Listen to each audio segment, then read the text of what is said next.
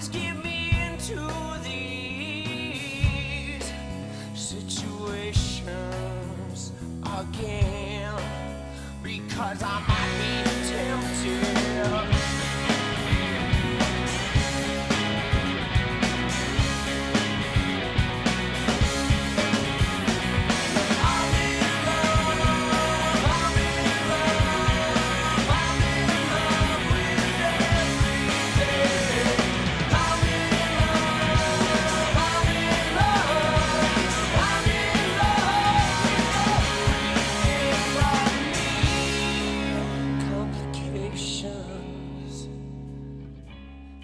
Always get me into these situations again, because I might be tempted.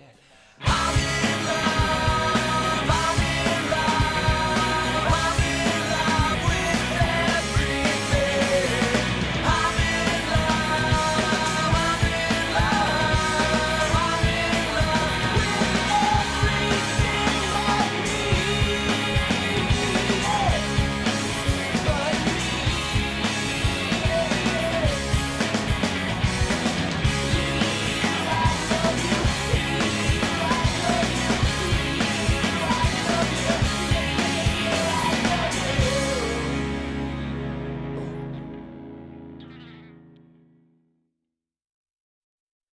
Why don't you say that's it at your fingertips? Wanna kiss those lips? You cannot behave like that. Is that a fact? Well, mine's real stiff, 'cause I feel all washed upside down and out of place, unerasing every social grace I lack, like a heart attack. You can have it back. Goodbye, my love, without a trace.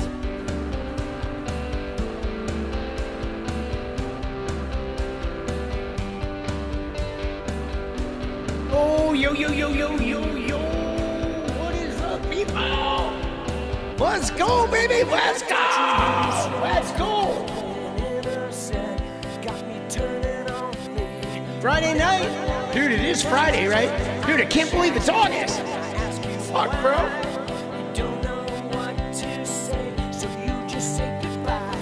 Get good at comparison. What's up? I'm so sorry, I'm so delicate. I saw that, Lila. You have COVID? Dude, I had COVID not too long ago. It is brutal. Dude, that shit knocked me out.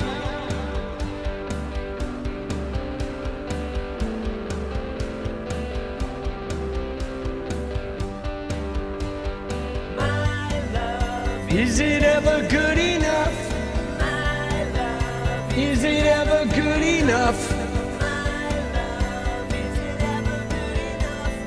My love, is it ever good enough?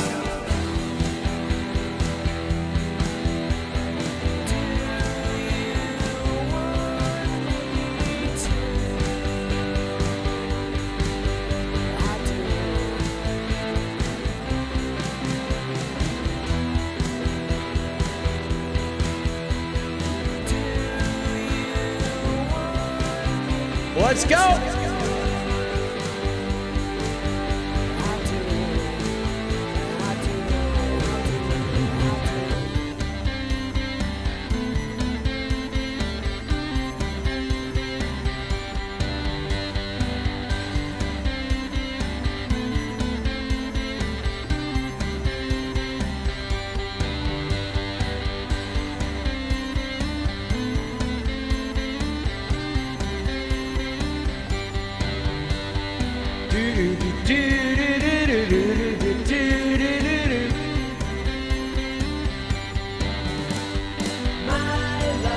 Is it ever good enough? My love, is it ever good enough? Ah, little eucalyptus.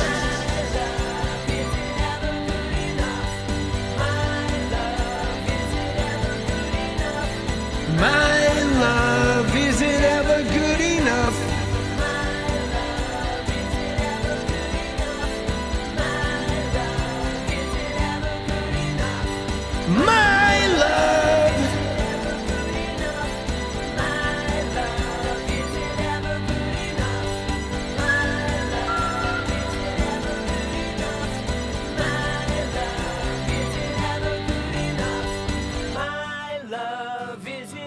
Let's go.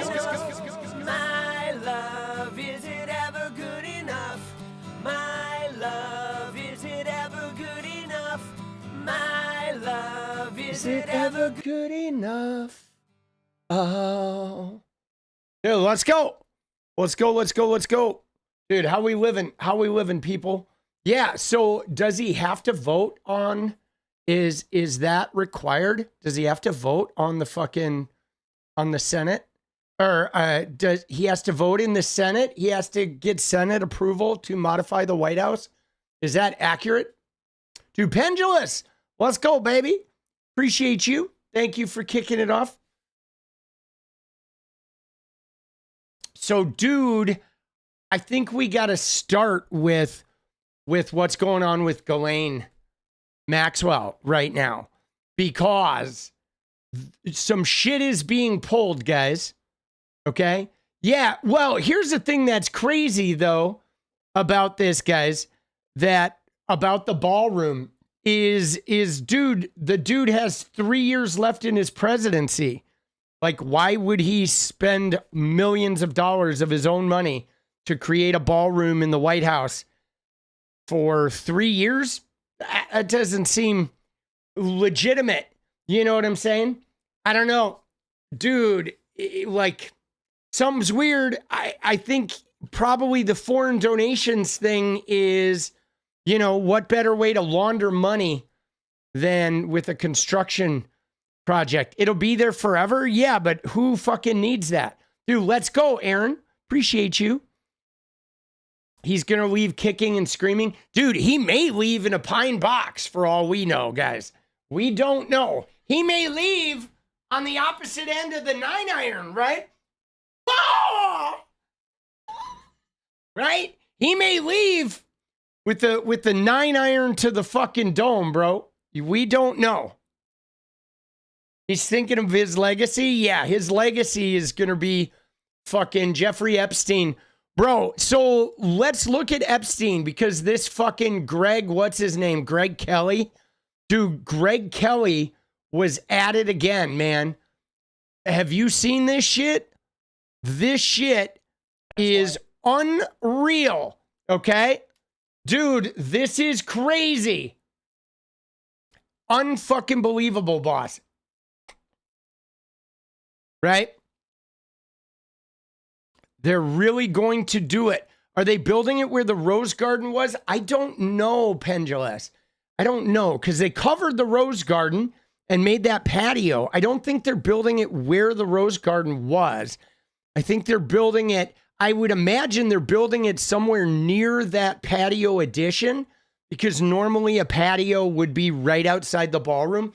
I know the goal, right? I know the goal for, at least for Trump, is for him to make the White House like Mar-a-Lago so he can have his little fucking crowds of people. Right? Because didn't they pave over the Rose Garden? I thought they paved over it.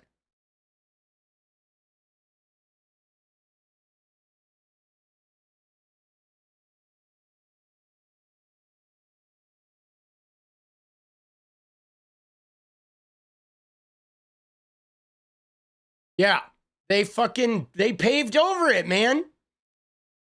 Right? The Rose Garden is no more, dude.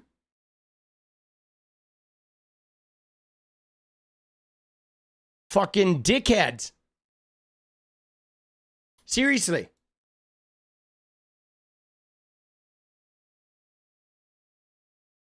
Yeah, no, they turned it into this. Right? It's just a cement fucking, right? It's a cement fucking thing. The Rose Garden is now. Hold on. I can't use Yahoo because the fucking ad shit just decimates. We gotta use another thing, dude. Yahoo is the worst with their ads. You have an ad blocker, you go to Yahoo, it just crashes your whole fucking browser. Right? Guillotine, dude, can we bring a guillotine to to the Rose Garden? Yeah, dude, it now looks like this.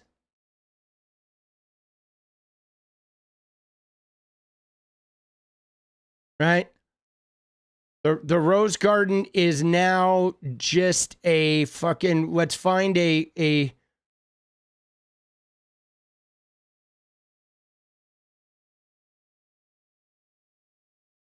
it's like a big paved area. It's a fucking, it's a giant paved area. Here's the closest image we could see, right? It's a paved area with little water drainage things that look like flags that go around it. And I mean, there's still roses, but it's not a rose garden anymore.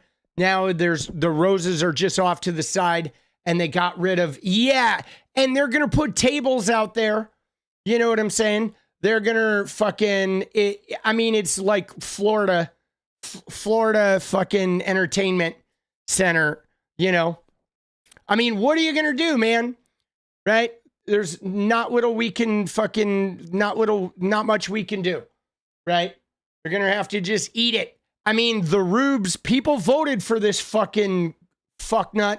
So now we're going to all suffer. We're going to suffer at the hands of the despot. Hold on. I'm going to fucking update my Discord real quick.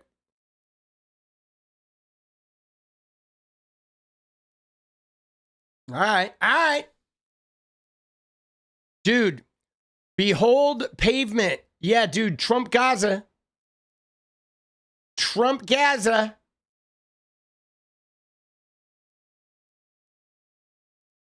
Yeah, I mean, the whole world is already suffering, man. But let's start here. We got to start with the Ghislaine Maxwell story, guys, because we're going to be planning. I'm going to be planning a number of things like, we're not going to do it tonight, but either tomorrow or the next day, we are pendulous. Let's go, baby. Tomorrow or the next day, we are going to be we're going to be taking a look at all the people that have died around the Epstein case, because there's quite a death toll now with people who have either committed suicide or ended up dying mysteriously.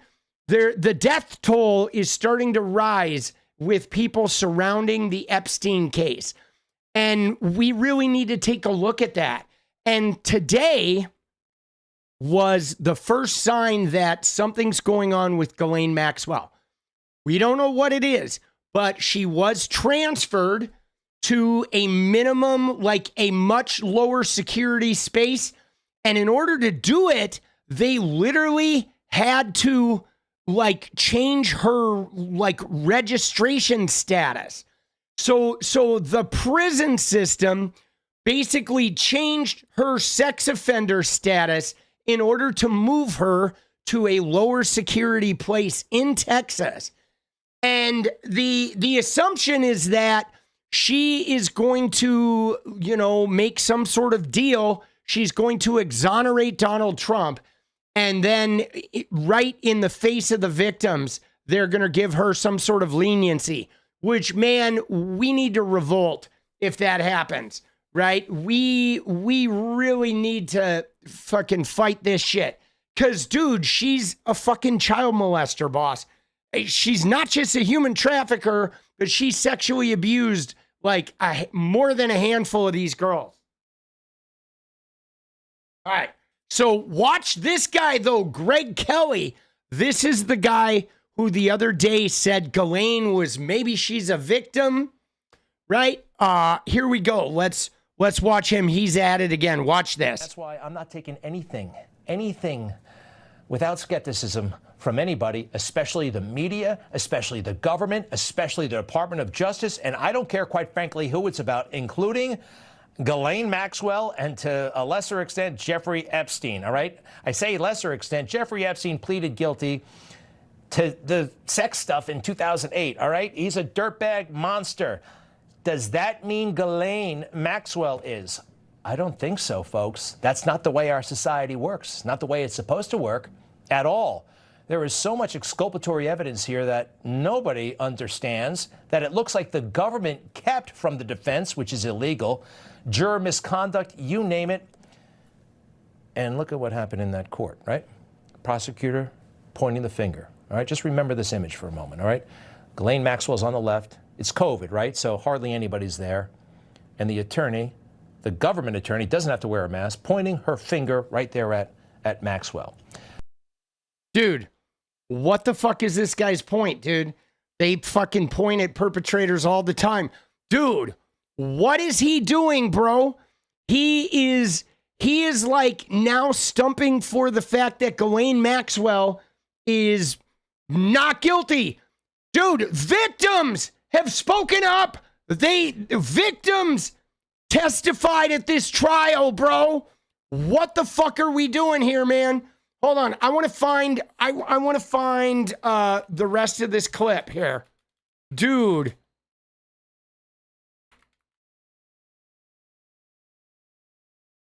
Dude, you think he's on the list? Dude, something is going on, bro. Something is brewing. Dude, they are trying to pull the big fast one. Okay? They are trying to pull the massive fast one.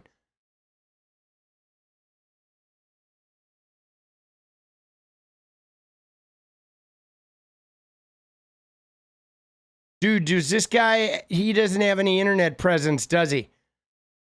All we have is the clip. I fucking want to watch a longer view. Dude, I'm going to have to start recording. What is he, News Nation? Newsmax?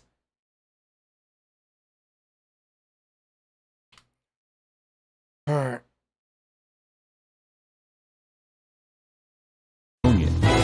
Jesus! Fucking weirdos, dude.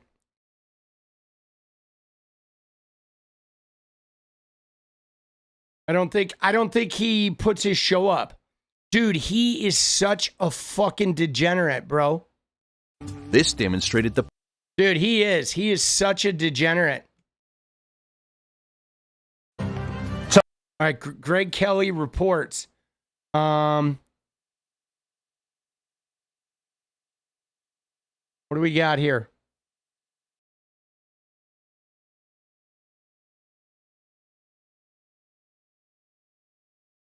President Trump back in... When is this? This is 2 days ago? Oh, okay. So it's like... I got a new nickname for President Trump. So it's like 1 day behind when Greg Kelly comes out. Okay. So I'm going to have to fucking like record this show, I think. All right. I'm going to have to record this show on my YouTube TV. So we'll be able to access it more. Dude, Brutus, let's go. So we'll be able to access it more timely. But dude, this is insane. Okay? The fact that Greg Kelly is stumping for Ghislaine Maxwell. Okay? He is like openly doing it now. You know what I'm saying? He is openly doing it, but we have victims that have testified at the trial about Ghislaine. We have victims that have spoken about her before, but they are literally trying to sane-wash this thing now. They are propagandizing Ghislaine Maxwell as though she was like wrongfully convicted, right? You see the strategy. What they're doing is they're trying to set up a narrative that Joe Biden's DOJ railroaded Ghislaine Maxwell to protect all the Democrats and to blame it all on Trump. And then they're going to trot Ghislaine out and she's going to say, oh my God, Trump is exonerated. He didn't do anything. He's my hero. He's the only guy telling the truth here. And then she's going to finger probably some Democrats that Trump wants targeted, right? That maybe never had anything to do with him. And then they're going to try to make this thing be a Trump arresting vehicle. Okay. This is the setup. This is the setup. We can see it like plain as day. You know what I mean? I mean, it's, it's a seventh grade fucking, it's a seventh grader's, fucking, arrangement here. Hold on, I gotta get my fucking window up here. Oh my God. So here he is, dude. Let's watch these Greg Kelly clips. I mean, it's real obvious, okay? Here we go. Well, Ghislaine Maxwell didn't have a friend in the world. He could have easily gotten away with saying, what the media wanted to hear. But he didn't. And I find that remarkably human, and it's telling, and it signals to me that there's something else going on here and that it's an injustice. It reminds me of when President Trump, among anybody in the country really in public office, he would talk about 𝗙liche 𝗵𝗡𝗍𝗏. Do you remember that? And he gained nothing, really, politically, from talking about that. I mean, he scored points with me and those who know the truth about 𝗙liche 𝗵𝗵𝗏, but there are a lot of folks, Republicans even, a lot of folks did not want to talk about January 6th. He did. He did. Dude, what is he doing, Reminds bro? me of the kind of this, has the same feel. Ghislaine Maxwell, he would talk about, and he did it in a certain way. Now, folks, I know people are horrified when I say there's a possibility that this individual just might be innocent. But think about it. Who's told us about her? The most reviled institutions in America, right? The media and the Biden Justice Department, right? They did the heavy lifting on this See stuff. what he's doing? The Biden Justice Department. Let's go, baby. Let's go. Thank you, Pendulous. But we got to look at the victims, okay? Dude, we got to look at Epstein victims. Okay, there is plenty, okay? Plenty of victims. Okay, look at this. All right, this is from the actual transcript, right? Ghislaine Maxwell brought me into the sex trafficking industry. She's the one who abused me on a regular basis. She's the one that procured me, told me what to do, trained me as a sex slave, abused me physically, abused me mentally. She's the one who I believe in my heart of hearts deserves to come forward and have justice happen to her more than anybody. Being a woman, it is disgusting. This is from the actual fucking transcript, okay? Here's Sarah Ransom talking about Ghislaine Maxwell, okay? Let's hear Sarah Ransom. For those of you who don't remember her, she is like the famous picture of her from back in that time was this picture on a yacht, okay, of her when she was young. This is her in her younger days, right? And she's one of the leading victims right here in the blue dress. Okay, she is one of the leading fucking spokespersons as far as voicing. Oh shit, sorry, we lost our chat.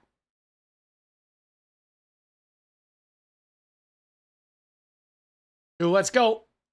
Dude, Epstein killed my chat, dude.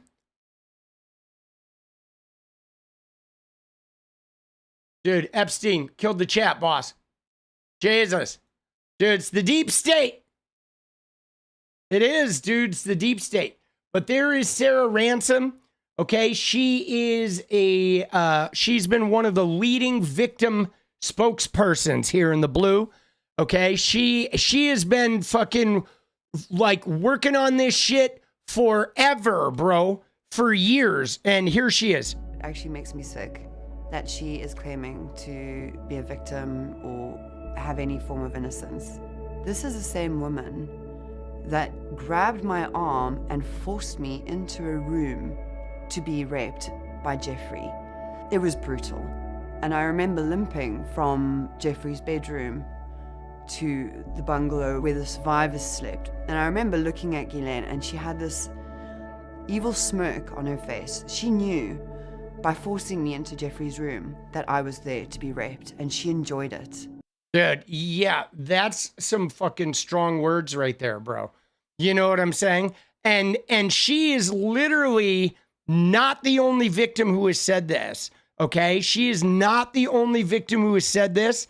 There have been so many victims that have come forward about Ghislaine Maxwell.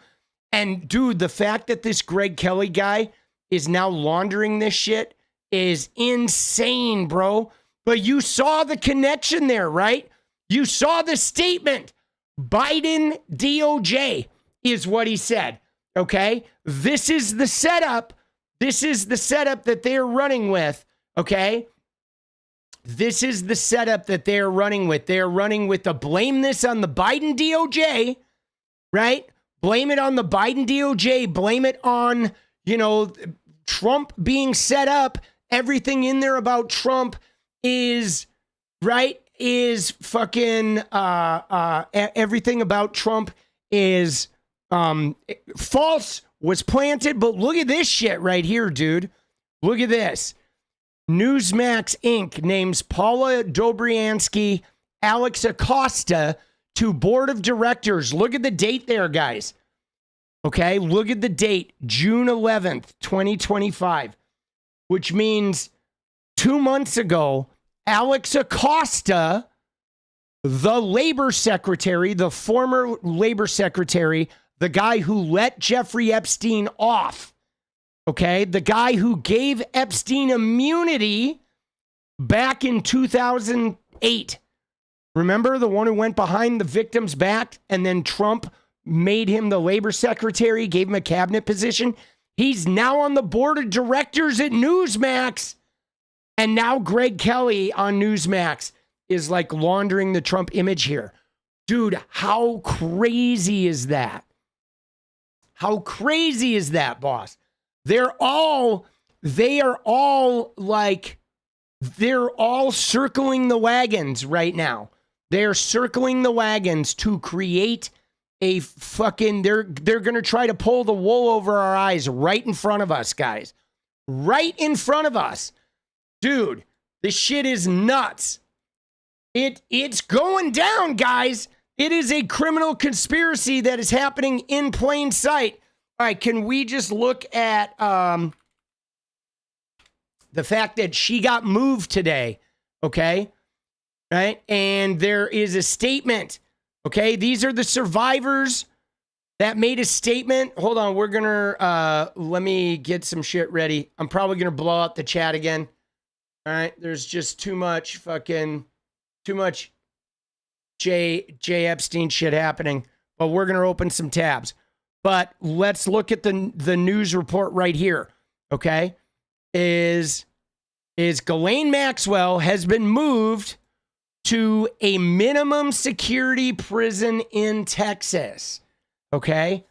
She was moved today. It's a federal prison camp in Bryan, Texas. Look at this. Dude, there's not even like fencing. I mean, there's like a minimum of fencing, okay? This is crazy.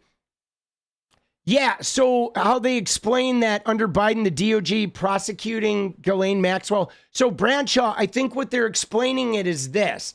The way they're going to try and sell it is this. They're going to say that once the Biden DOJ took over, that they planted Trump's name all over the Epstein files and they prosecuted Ghislaine Maxwell falsely for the crime, even though she knows the truth that Trump had nothing to do with it and that it was all of Trump's enemy Democrats.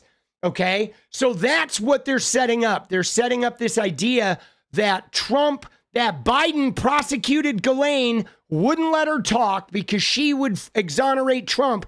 Then after they put her in prison, they put Trump's name all over the files and then they left office.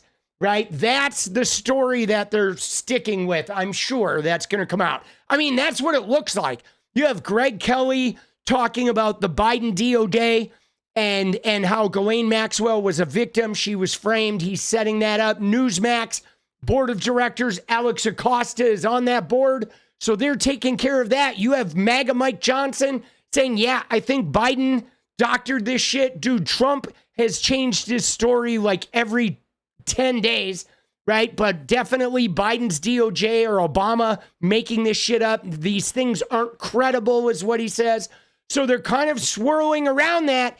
And then the idea is they're going to bring Ghislaine, the actual convicted predator and sex offender, they're going to bring her up in front of Congress to tell a story that fingers people Trump wants to punish, right? And he may very well, like she may call out some people that, like Adam Schiff or right, she may call out some people that allow him to then attack some of his enemies.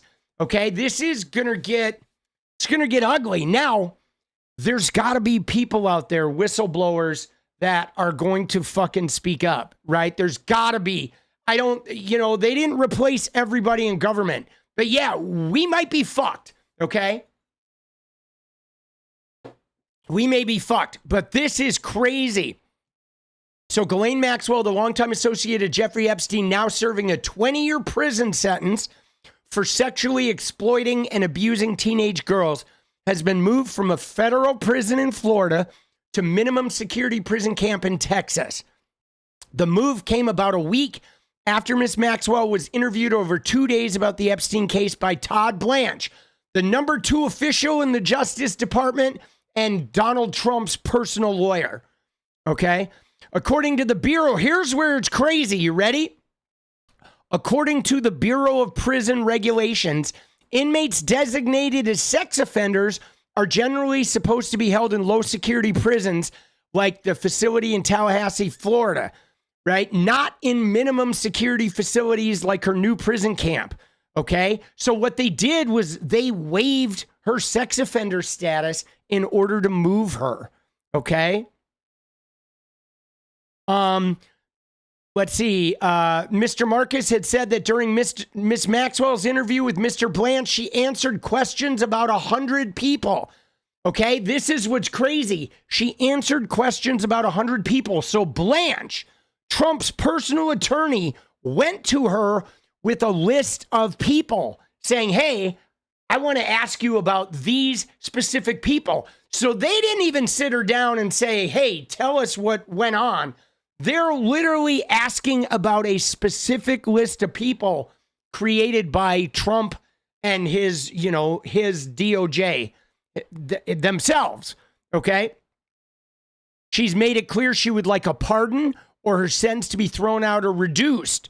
Okay. 2 women who have accused Mr. Epstein and Miss Maxwell of abusing them, Maria and Annie Farmer, okay, and family members of Virginia Giuffre, who died by suicide this spring, reacted angrily to the news of Miss Maxwell's relocation. Imagine right now, guys, how Maria and Annie Farmer are doing. Okay, the fact that Virginia committed suicide, the fucking, Epstein's lawyer is dead. People keep dying. I mean, they right now have to be like seriously scared for their lives. I would imagine they've hired some private security or something.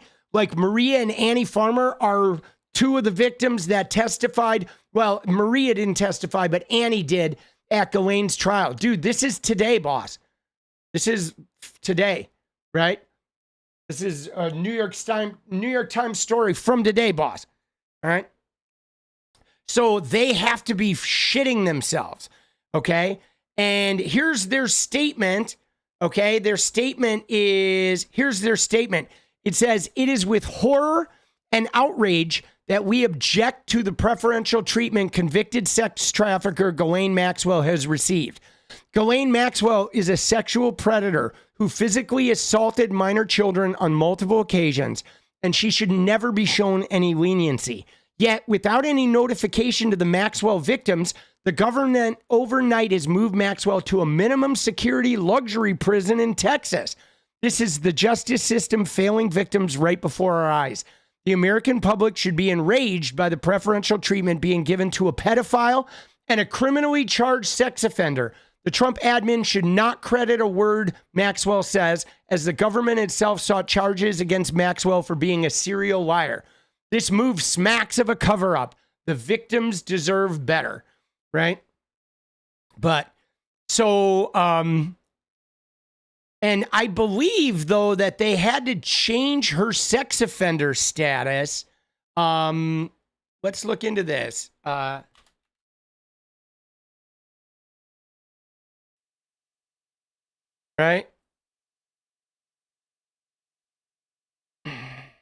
Right here.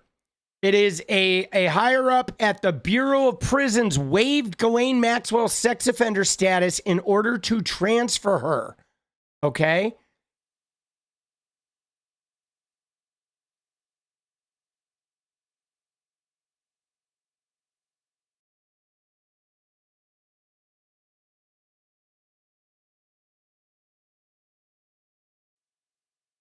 Let's see. Yeah, right here. Look at this right here. As a convicted sex offender, Maxwell would not normally be eligible for a minimum security prison. According to Bureau of Prisons policy, people with a sex offender determination known as a public safety factor are required to be housed in at least low security prisons unless they receive a waiver from an arm of the Bureau that designates inmates. Lower security prisons are more restrictive than minimum security ones. Okay, the Bureau is a component of the Justice Department, meaning its leadership reports to Attorney General Pam Bondi. Okay, so a spokesperson for the Justice Department did not respond to a request for comment. Neither did the Bureau of Prisons. But the thing about this, guys, is she could not be moved to this facility without the Bureau of Prisons granting that waiver. Okay? That's fucking insane. She had to get that waiver. They're not talking about it. No one is saying it. You know what I'm saying? And so, but she had to get that waiver in order to be moved to this thing because she was a sex offender. Okay? And it says here, her transfer comes as she and her attorneys have been advocating both for a pardon by the Trump administration and for her conviction to be overturned by the Supreme Court. Okay? So, yeah, dude, this is fucking outrageous, bro. This is nuts. There's no way you get moved, right? There's no way you get moved without that waiver, okay? There's no way. Dude, isn't that fucking crazy? We are literally like, dude, we're watching the shit fucking crash right in front of our eyes, dude.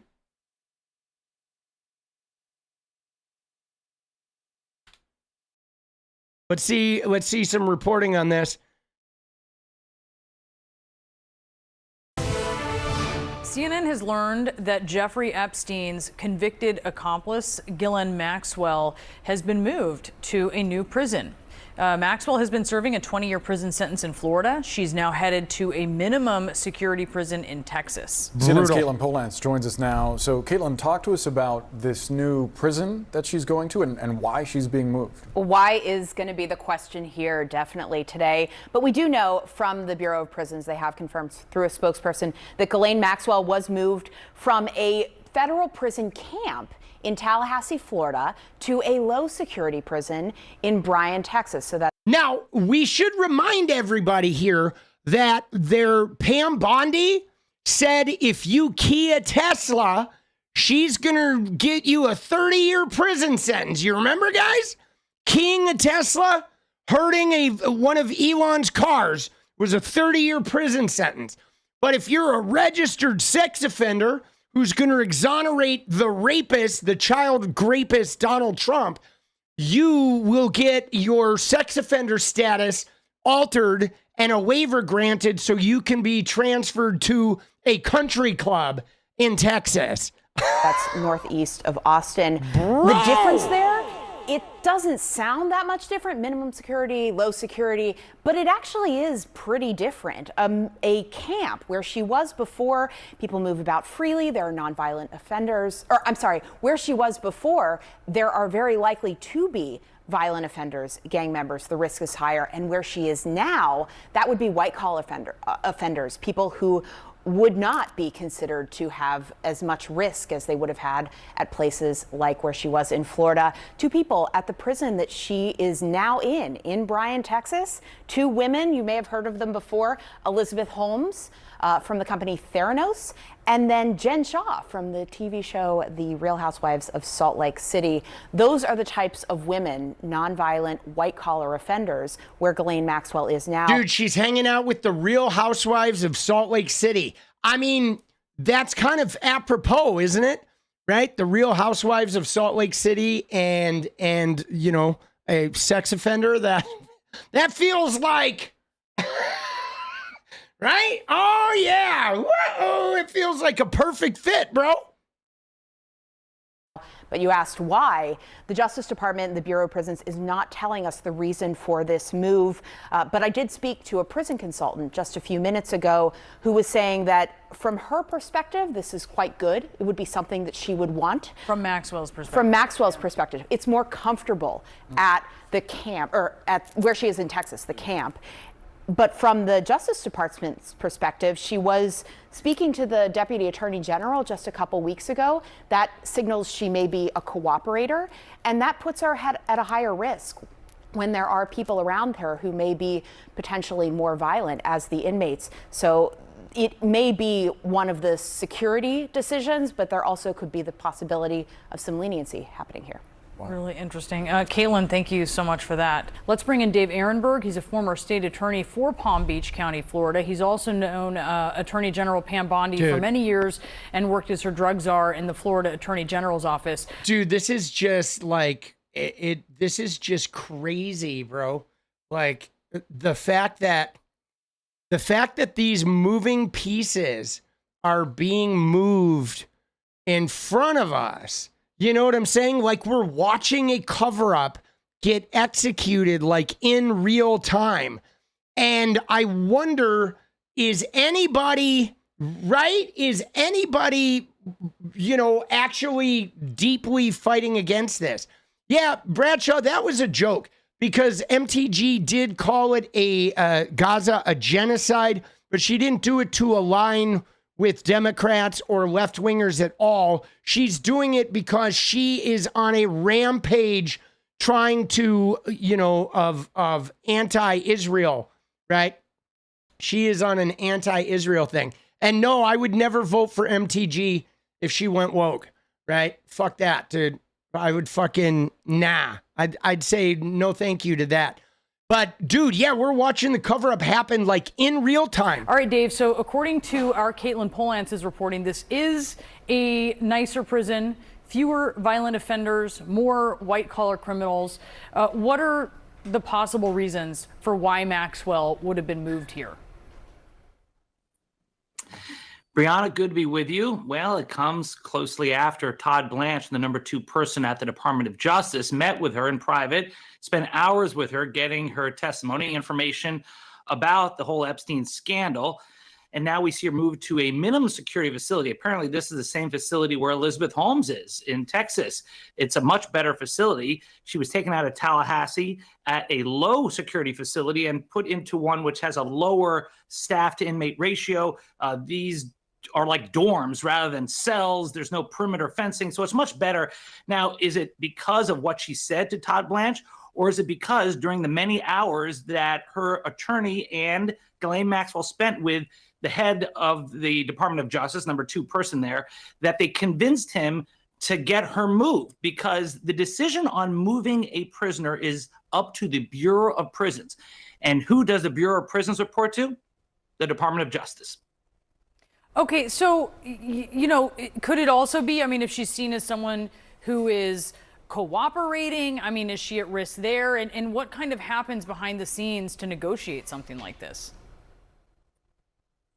Well, this is a benefit, clearly. And it's something that the attorney for Ghislaine Maxwell would have mentioned to Todd Blanche. Said, hey, we've been spending 9 hours together. You can see she's testifying in good faith, honestly and openly. Can you at least send her to a better facility? I can see that conversation happening. And by the way, that happens, that inmates are transferred among facilities. It's nothing illegal or necessarily unethical, but the timing, of course, does. Dude, she got a waiver, though. Raise eyebrows because it happens right after. And President Trump is saying that he's not dangling a pardon. He doesn't even want to have that conversation. But this is part of the discussion. He's dangling. Ghislaine Maxwell looks like she did. Dude, he's dangling a pardon and his fucking 2-inch pee-pee is what he's dangling. Give the administration what they wanted, and as a result, she was moved to a better facility.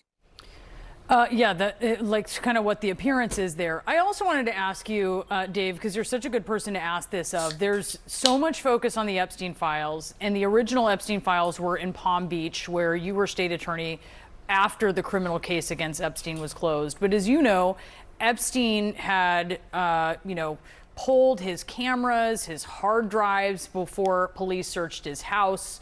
Authorities, I believe, never subpoenaed that. Correct me if I'm wrong. And you have victims' lawyers. Oh, shit. Wait, is that true? What she said there, that before the FBI raided his house, he had already pulled cameras and a bunch of shit, like computers and shit were already fucking removed? Dude. Lawyers and even journalists who have covered this case who have questioned whether some of the state files, like the original files, may have actually been missing a lot of things and a lot of documents. Do you think that's the case? It's hard to say, Brianna. There was an effort to get the grand jury transcripts at the state level, and the legislature had to change the law to release the grand jury transcripts. So now we see that. But that wasn't anything huge because we already knew most of the stuff there. So now the focus is on the Epstein files, which the Department of Justice has collected, and they have it in their possession in Washington, D.C. To your question, did the stuff from the state files get up to the files in D.C.? Probably. I am not aware of anything that has been missing. The thing that I am most interested in is that when the feds went into Jeffrey Epstein's Manhattan mansion, they had to use an axe to break into his safe. And when they broke into his safe, they found thumb drives. What's on those thumb drives? Oh, shit. We don't know. So that's all part of the files. So that's another reason why people want to see this. It's more than just the grand jury transcripts at the federal level. That's only a portion of what people are looking for. They're looking for the files. Yeah, and I wonder if you think this grand jury stuff is a bit of a distraction, considering looking at, the grand jury stuff. Dude, the grand jury testimony is nothing, bro. I mean, compared, it's not going into the victims or the extent of the crimes or any of that shit. Okay, like the grand jury testimony, like we don't need that. We do need a complete unredacted like release of all the files, and they really should be like identifying what's on those thumb drives, the videos, and who's in them. And I mean, man, what I would love more than anything would be somebody who has like some of Epstein's like hidden shit. Like, he left copies somewhere, right? This guy has somewhere, he's got to have fucking something where, if he actually does have compromat on people, he has a backup stash somewhere. I mean, you just know he does, right? He does, man. Florida, it was even thought by investigators that wasn't, fulsomely pursued by prosecutors as it should have been. Maybe not as informative as some people would want it to be. Do you think that that's a distraction, this grand jury stuff?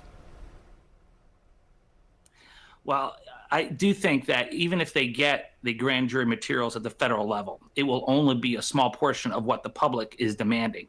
I think the Attorney General was right to say there is no client list because there is no client list, and to say that Jeffrey Epstein killed himself because he did kill himself. But as far as what's in the files, it's going to be a lot more than what's in the grand jury transcripts, especially now that we're hearing that only 1 or 2 witnesses testified before that grand jury, and it was law enforcement. So if you want to know what third parties were involved in the sex trafficking ring, you're not going to get it from the grand jury transcripts. Not at all. You need the trial shit. Let's watch this video real quick. Let's look at this one. All right, this is a tremendous amount of information. This is Virginia Giuffre's family, okay? Or Virginia Giuffre's lawyer talking about the contents of these files. All right? Little BBC News Night. Well, you ready for a little BBC, guys? I mean, BBC News Night? Let's go. Oh, shit. Hey now. Dude, yeah. No, we got to keep talking about this. I'm serious. I'm going to keep making videos about this and exploring this until we get some answers. Like, I'm telling you, even if if Ghislaine shows up and she tries to exonerate Trump, like, we need to keep going. This is something that really, I being a survivor of childhood sexual abuse, I just feel like an absolute connection with this, that we've got to be the voice for these victims, you know, because they're getting railroaded again. You know what I'm saying? They're getting railroaded again. Who was in his sphere at the time, who he was paying, who was paying him. Thank you for joining us on Newsnight tonight. Thank you for having me. What do you make of what the Democrats have done today, this tactic of trying to force the administration to publish these files?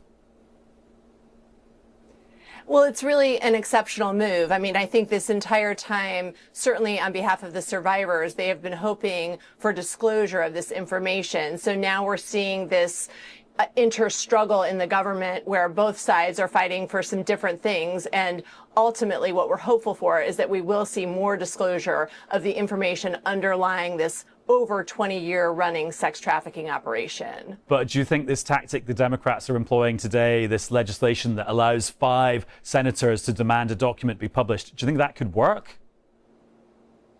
I do think it can work. And what it does is it opens up more information than simply what the Trump administration is asking for with the unsealing of the grand jury testimony. So what the Democrats are asking for now would open up the all of the files, all of the underlying government information from the investigations dating clear back to 2006 forward. So that's really an abundance of information that could flow out to the public if they're successful. But isn't it likely that actually it will go to court first and we'll see another protracted legal battle rather than on this deadline of August the 15th that Chuck Schumer set today, that there'll be a deluge of documents? Actually, there'll just be a deluge of more court cases.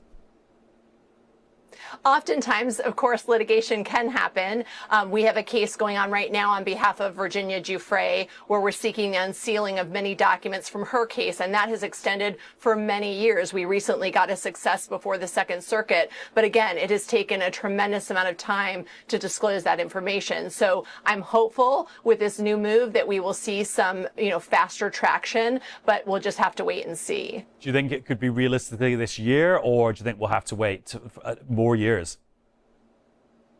I think we'll certainly see something this year. I mean, you have both sides of the government pushing for different things. So I think we will see some disclosures coming up.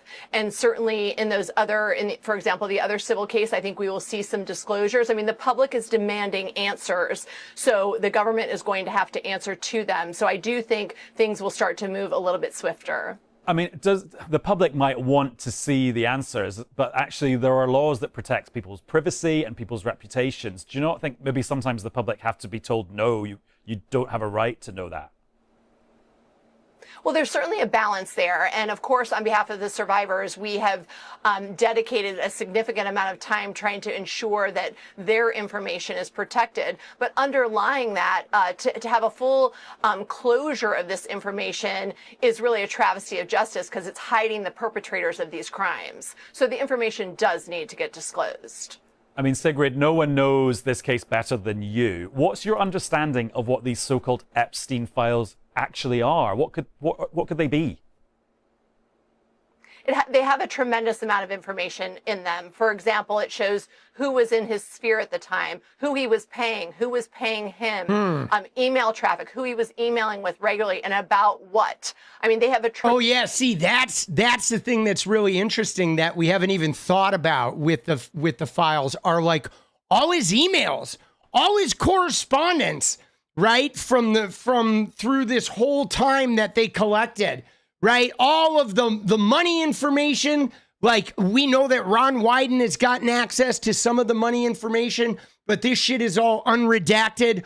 Where he moved his money. I mean, you know what I'm saying? There is like so much. Tremendous amount of information at their fingertips that really tells the story of how he operated for so many years successfully without being put in prison. I mean, don't we kind of know that already?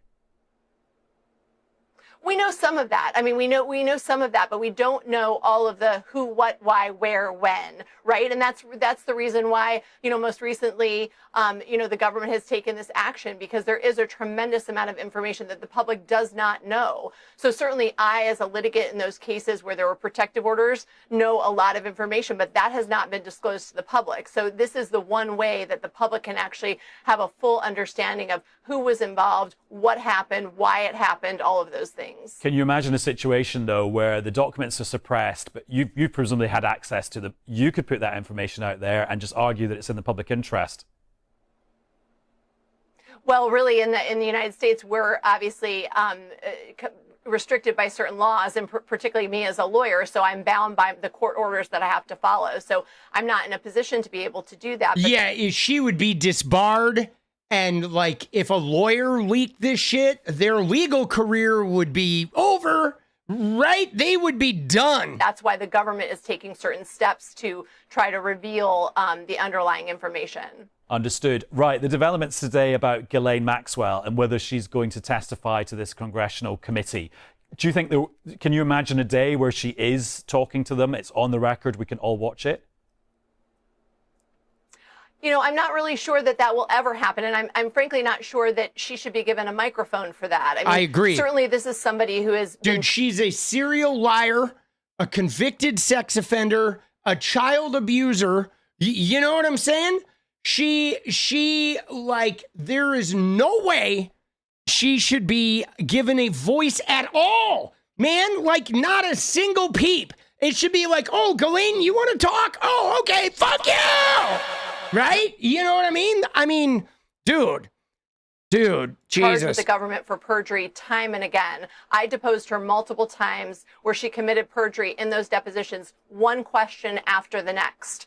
So why we would be holding our breath to hear from somebody who's a known perjurer, a known liar, it really is perplexing to me. She's not the person who would reveal all of that information. Yeah, she's there to cover for her good buddy and her daddy's good friend, Donald J. Trump.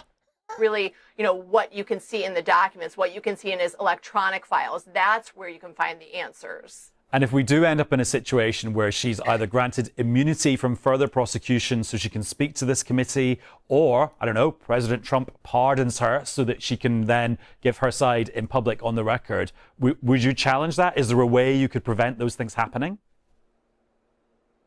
There are certainly, a number of things from a legal perspective that we can try to do to challenge that. I mean, I've already written a letter to 𝗙𝗏𝗏 about making sure that the interview that he was conducting last week would be recorded and under oath. We don't know if that happened, but there are certainly measures we can take on behalf of the survivors to... Yeah, I'm sure that didn't happen, right? I mean, it should have. 𝗙𝗏𝗏𝐿's interview with Ghislaine Maxwell absolutely should have been recorded on the record, no stopping the tape, right? Like a straight, unrestricted run through. But you know that didn't happen. I guarantee that didn't fucking happen. Try to ensure there's some justice in this, that there's some fairness. We're not seeing that yet, but we can continue to try. And sorry to be so brief on this, but how will you remember Virginia Giuffre? Because, I mean, history's already kind of writing the story that she was a tragic victim. How would you like us to remember her?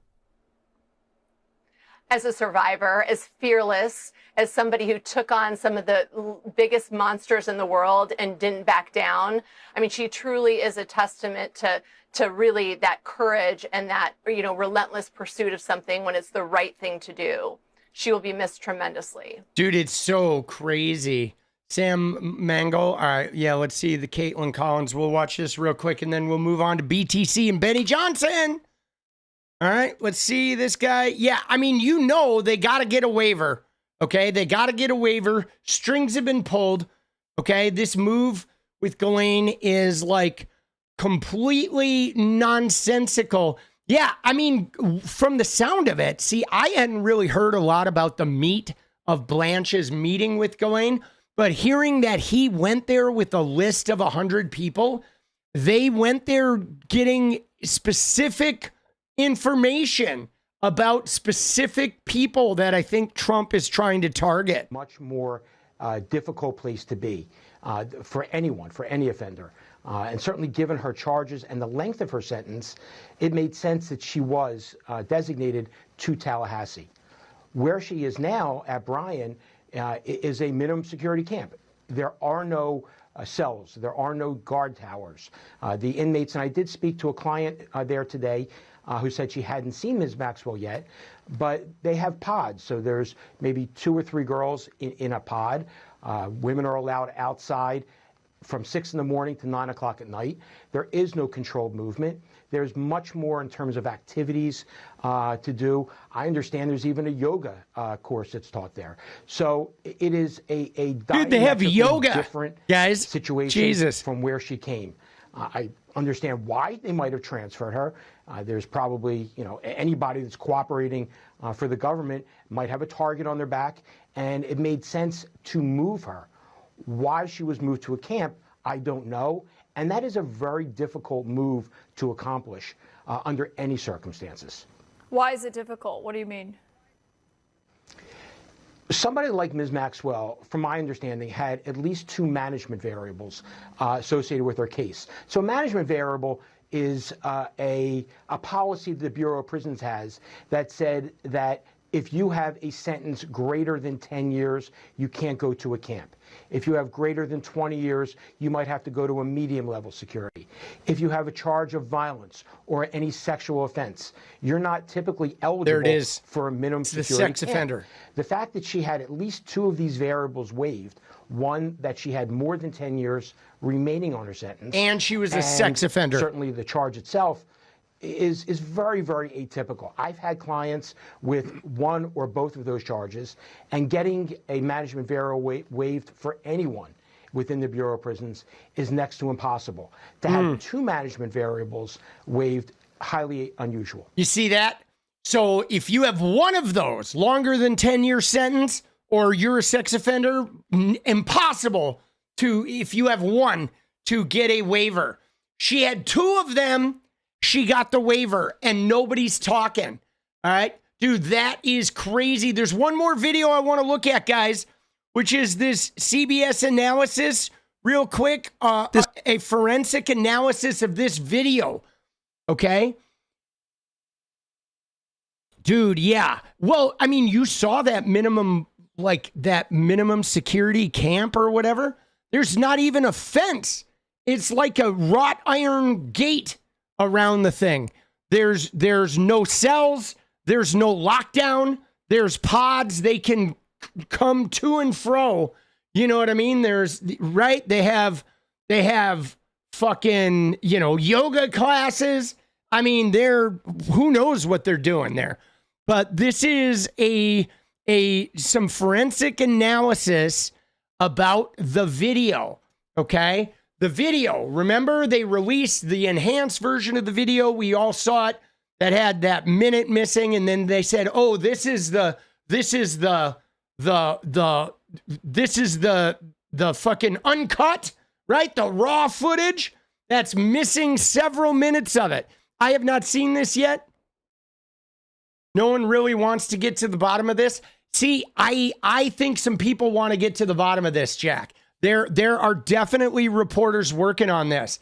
It's a matter, though, the challenge with this is getting sources that are willing to risk their lives, right? Like we've noticed, everybody in the network of this seems to end up dead.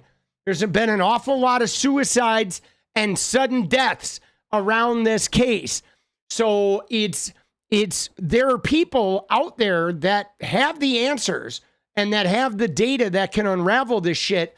It's just a matter of them being willing to put their lives on the line in order to get it out there, Used in the investigation of the death of convicted sex offender Jeffrey Epstein. This month, the Federal Bureau of Investigation released the primary video used in the investigation of the death of convicted sex offender Jeffrey Epstein. Deputy Director of the FBI, Dan Bongino, described that video on Fox & Friends just weeks before its release. There's video that when you look at the video, and we will release, that's what's taken a while on this, We are working on cleaning it up to make sure you have an enhanced, and we're going to give the original. So we're going to give the original, and this video is just going to exonerate. You know, this video is going to tell you the whole story. You don't think there were any shenanigans? You're going to see there's no one there but him. There's no video one there. Clear as day. He's clear the only as day. person in there and the only person coming out. You can Dude, video clear as day. He's the only person in there, the only person coming in and out. Doesn't that sound like he was going to release a camera just showing his cell? And Epstein, you see him walk in there, they close it, and and then they open it up, and oh, he's in there. Oh shit, we're all freaking out, right? Dude, clear as day, he said. See it. We showed this video to multiple video forensics experts who agreed what the FBI and others have said is simply not true. That video and other evidence led to the conclusion by the government that Epstein's death on August 10th, 2019 was suicide. An analysis in consultation with video forensic experts suggests multiple inconsistencies between statements from government officials, including Bongino, a report from the Department of Justice's Office of the Inspector General into Epstein's death released in 2023, and the tape itself. These inconsistencies, while not contradicting the conclusion Epstein died by suicide, do introduce questions that the government so far has declined to answer. We'll show you those in a moment. First, let's break this all down. Epstein was held at the Metropolitan Correctional Center in Lower Manhattan, in a unit separate from the general population known as the Special Housing Unit, or SHU. The unit has 3 wings, each with 2 levels. Epstein was held in the upstairs L tier of his wing. That tier is accessed by a set of stairs from the central common area. Directly adjacent to those stairs is the officers' station, where on-duty corrections officers spend most of their time. The Inspector General report says several cameras in the unit were streaming a live feed to a remote location in the prison, but no one was watching them. Malfunctioning equipment meant only one camera recorded the general area. That camera captured part of the common area, including the officer's station and a sliver of the stairwell leading to Epstein's cell. The footage begins at 7:40 p.m. the night before Epstein's death. You can see staff and inmates moving about, preparing for the nightly lockdown. That's the officer's station in the background. Only 2 employees have been publicly identified. Tova Noel, a corrections officer pulling a double shift that began at 4 p.m., and Michael Thomas, a materials handler who won't arrive until midnight. Epstein is seen for the first and only time on camera at 7:49 p.m. when the Department of Justice said he was escorted to his cell from another wing of the unit. It's important to note here, you don't actually see Epstein ascend the stairwell to his cell block. Remember what Dan Bongino said. There's video clear as day. He's the only clear person as in there day, and the only person coming out. You can see it. Let's zoom in. Clear as day. Clear as day is really holding a lot of, really carrying a lot of weight there, boss. Right? And play that again in slow motion. Here's the sliver of stairs. Epstein is here with his escort, and they walk off screen. When the FBI released the video, they said anyone entering or attempting to enter the tier where Epstein's cell was located from the common area would have been captured by this footage. But with the primary entrance here, the pathway from the entrance to the stairs is completely out of view of the camera. Dude, look at that. Look at that. That's what they don't even show you. The entrance to the SHU is off to camera right and down below. Right? And you saw Epstein go up the stairs. So somebody could walk in and go right next to this fucking, stay on the right side of that thing. Right? And you're not even going to see it. You know what I'm saying? Straight in and around.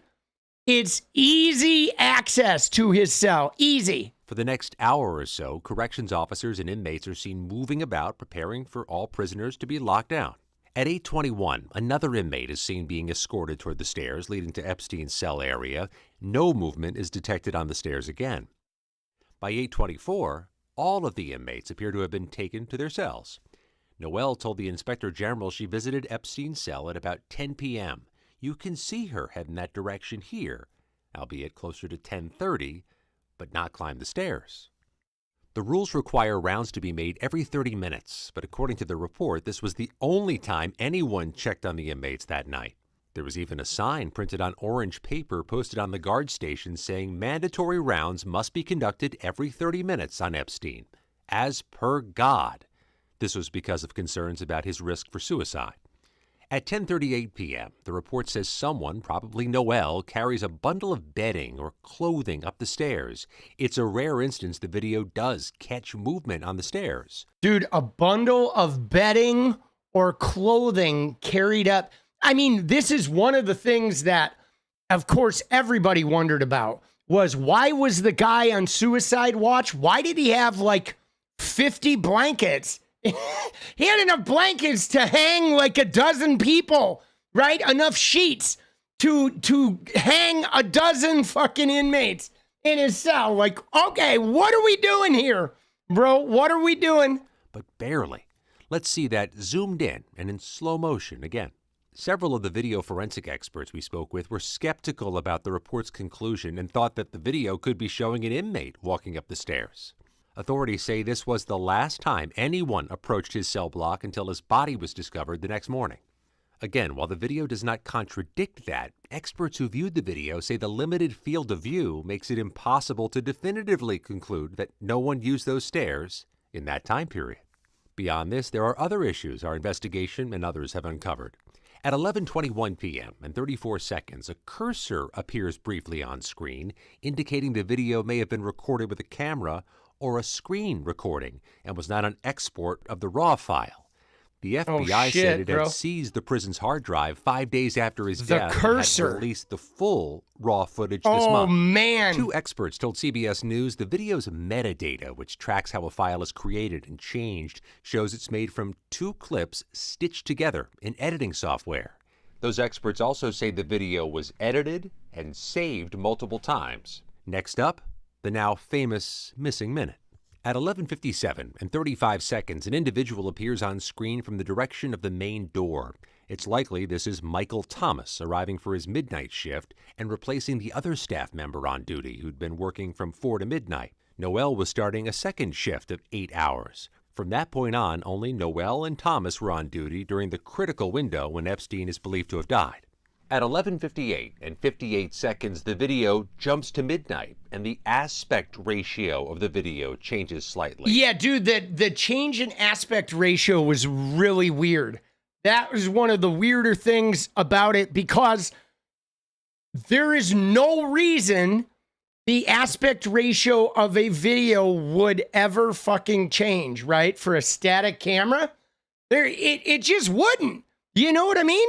I mean, it would not at all. Like, there's no reason for that to occur. Another indication it may have been edited. Zooming in and playing back in slow motion, you can see a slight shift in the shape of the figure standing or sitting around the officer's desk, but otherwise, nothing changes. Attorney General Pam Bondi attributed the missing minute to a nightly reset of the security camera system. There was a minute that was off the counter, and what we learned from Bureau of Prisons was every night, they redo that video. It's old, from like 1999. So every night the video is reset, and every night should have the same minute missing. So we're looking for that video to release that as well, showing that a minute is missing every night. That additional video has not been released. And a government source has alleged to CBS News the FBI and other agencies are in possession of the full, unedited footage.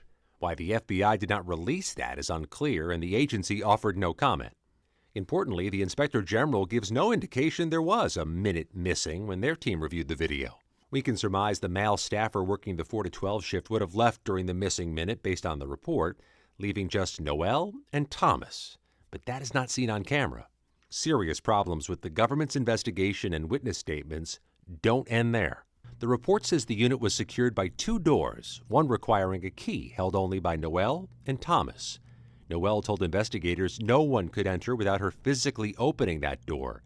But here's where it gets tricky. Let's look at this one example. 4 a.m. Noel remains in full view of the camera, yet seconds later someone walks in, and it appears neither Noel nor Thomas let her in. The report is silent on this apparent contradiction. And even if there was no other key, both Noel and Thomas had ample opportunities to let someone in.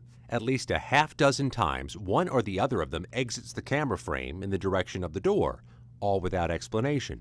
We shared this with our forensic experts who agreed there was no way to conclusively determine from the video whether an unseen visitor was or was not let into the Epstein unit. See, this is what's crazy, guys, is the fact that when we saw Epstein get led across here, the whole time we looked at this video, I assumed the door to the shoe was on this wall somewhere. But the door to the shoe is down there. It's like downstairs and over here off camera. Like, people can go in and out of this thing and even get to Epstein's cell block without being seen on this camera, man. Like, although both Noel and Thomas have said no one else entered. At 6:22, either Thomas or Noel walk off screen again and reappear carrying food trays. Breakfast for the prisoners. At this point, based on the autopsy results, Epstein is believed to already be dead. According to Thomas's account, he arrived at Epstein's cell to deliver his breakfast and found him in a seated position, his buttocks an inch from the ground, held up by a torn sheet tied to the bunk bed in his room. At 6:30, someone rushes in from off camera, according to the report. This was Noel returning to the desk to call for help after Thomas discovered Epstein. Epstein's body was quickly removed from the cell. Only Noel and Thomas witnessed him hanging. At 6:40 a.m., the video ends. Epstein's body is not seen being removed. Both Thomas and Noel have said they played no role in Epstein's death. They were charged with falsifying documents, but those charges were dropped as part of a plea deal. Additional clarification could come from a second camera mentioned in the report. It recorded an elevator bank in the same unit, although the report stated that it did not cover areas that would have included access to Epstein's cell.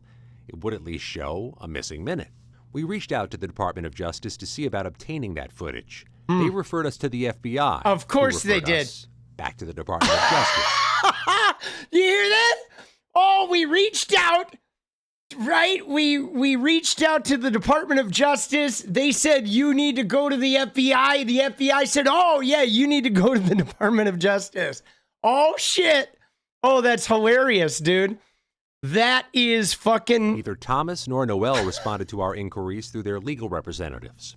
For a case that demanded transparency, it's yet another muddled chapter, raising more questions than it answers. See, again, though, guys, the thing that's so crazy about this is seeing Bongino talk about it, right? Clear as day, okay? This is the thing that is so crazy, okay? Is he says that it is clear as day, bro. This Hold month, on. the federal... Oh, that's the same video. But let me see if I can find the clip. Right here, dude.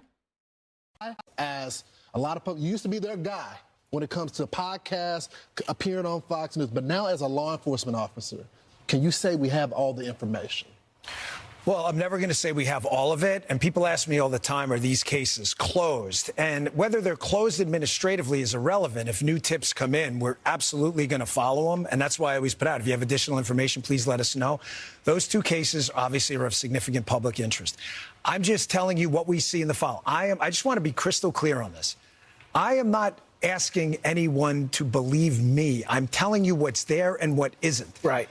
There is nothing in the file at this point on the Epstein case, and there's going to be a disclosure on this coming shortly. We are working through there is video. That is something the public does not... There's video of him killing himself. No, not the actual act, but the entire 𝗙cie𝗶𝗍. Here we go. There was only one camera. There's video that when you look at the video, and we will release Here this, it which is. has taken a while on this. We are working on cleaning it up to make sure you have an enhanced, and we're going to give the original so you don't think there were We're going to give the original, too. We're going to clean it up with the enhanced, but you're getting the original, which is also going to be highly edited and missing several minutes. Shenanigans. You're going to see there's no one there but him. Right. There's just nobody there. So I say to people all the time, if you have a tip, let us know.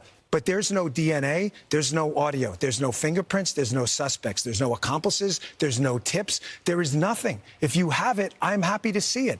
There's video clear as day. He's the only person in there and the only person coming out. You can see it. So there's three cases that you're looking at, the two DC pipe bomb. Clear as day. He's the only person coming in there. He's the only person coming out, right? Clear as day. Oh, man, dude. Dude, that is fucking crazy. right? Crazy. Yeah. I mean, dude, he is, I'm not sold, guys. And again, this is wild. This is wild that this is the camera we looked at. Epstein's cell is up here, and the doorway into the place is down here, bro. You know what I'm saying? Like with the camera, that's the doorway. That camera is nothing. No clear as day. And again, yeah, anybody, they have a sign that says you gotta monitor this guy every 30 minutes. But this guy who we're afraid is gonna kill himself and that you must monitor for every 30 minutes, this guy's gonna have 20 bed sheets, enough bed sheets to hang the entire unit. Yeah, I'm just not buying it. You know what I'm saying? I'm just not buying this, bro. This is, like I said, we're watching a cover-up in real time, right in front of us, right? Right in front of us. These guys are scoundreling, okay? All right, and I want to watch one more clip here about Ghislaine's accusers. Then I'm going to go to the bathroom. We're going to come back and watch BTC and Benny Johnson. All right, I want to see that. Dude, I want to debate Benny Johnson so bad. Oh, my God. Dude, I want to get in the ring with that motherfucker, dude. Can you tell us what you've been hearing from the victims and victims' relatives as they take in this news?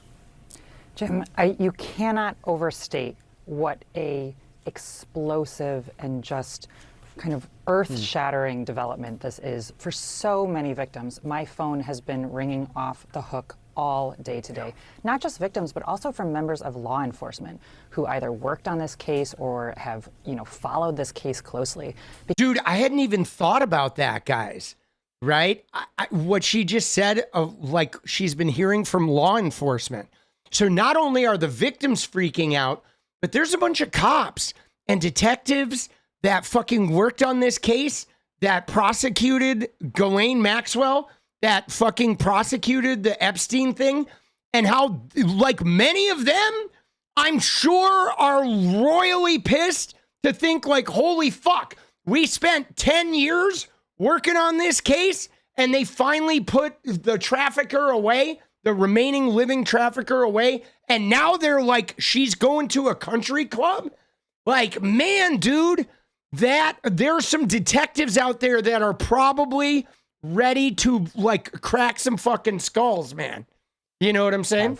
Followed this case closely because it is just, it is so unbelievable to them, the timing. It just looks, it's insane. Members of law enforcement who either explosive and just kind of earth-shattering development this is for so many victims. My phone has been ringing off the hook all day today. Not just victims, but also from members of law enforcement who either worked on this case or have, followed this case closely, because it is just, it is so unbelievable to them, the timing. It just looks and suggests that there may be some kind of deal made in the last couple days. And the statement that the �𝗎 family said today was so clear. It was shocking to me, actually, how strong it was. They said this smacks of a cover-up. And I think the major thing that all of these victims, members of law enforcement, even just people who, of the general public, who have such an interest in this case, it is the reason that this is so incredible is that it speaks to the very thing that makes the Epstein case such an issue of national importance. And that's the fact that actually the evidence suggests, laid out that we have learned through lots of testimony, through interviews and other things, that there were different standards of justice for people who had power and means. Yeah, see, that's one of the things, like, she needed a double waiver to get moved, right? She did. She needed a double waiver.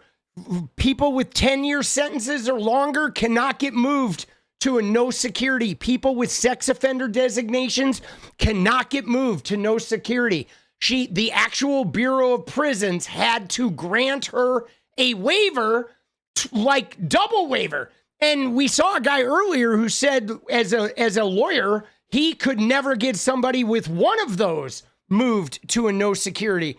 And she had two of them and got moved. And that's why this story even has taken on this conspiracy theory level online across the internet because it has this stickiness, and that point was just underscored in the events today. So I would say the victims and others involved in this case, they are distraught, and they feel that something is very amiss here. That is fucking crazy shit. Crazy shit, boss. All right, let's go. Yeah. This is like fucking. She is in a no security. She's in something that she's in a fucking. There's no security there. They're free to come and go. There's no fences, no nothing, right? And you cannot get there with more than a 10-year sentence or as a designated sex offender. Yes, she is in a camp. She is in a fucking country club, right? She was in a low security. They moved her to a camp, right? She is, dude, you got to go burn it? Dude, yeah, go ahead. Get your reefer. I'm going to go to the bathroom. We're going to come back. We're going to watch a little BTC Benny Johnson. Dude, she, all right, let's go. I'm going to leave you with the little music while I go to the bathroom. If you need some reefer, get it. Benny versus BTC. Oh, there it is.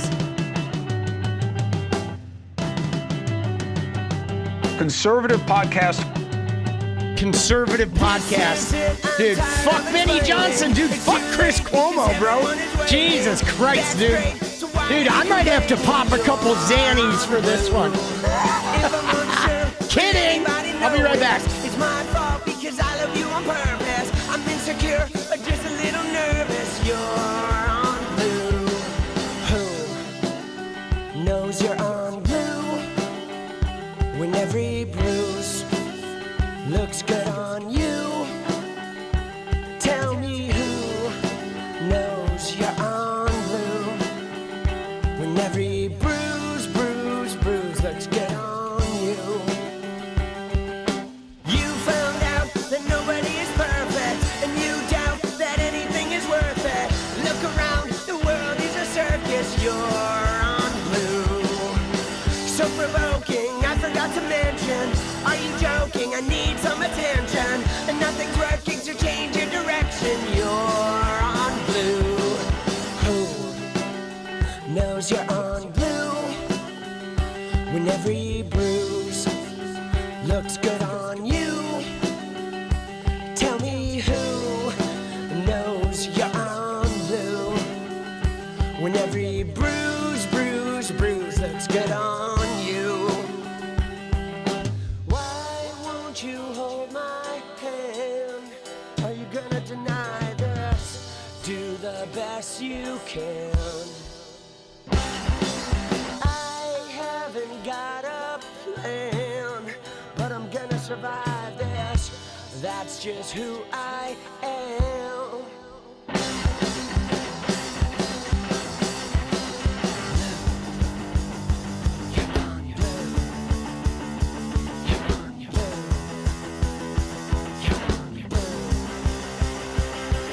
When you're on blue, you keep everything inside of you. You try to play it cool. Sometimes you gotta break the rules. I don't know why you are confused. All you need is a little bit of attitude. Yeah.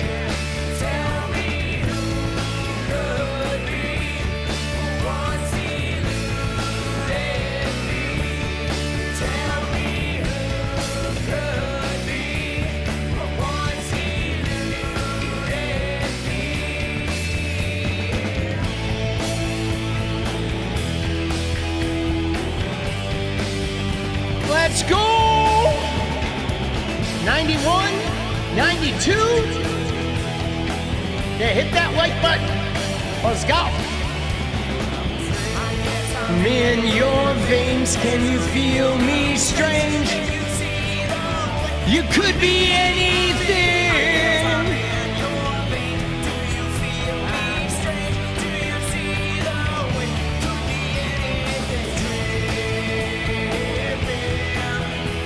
I'm tripping.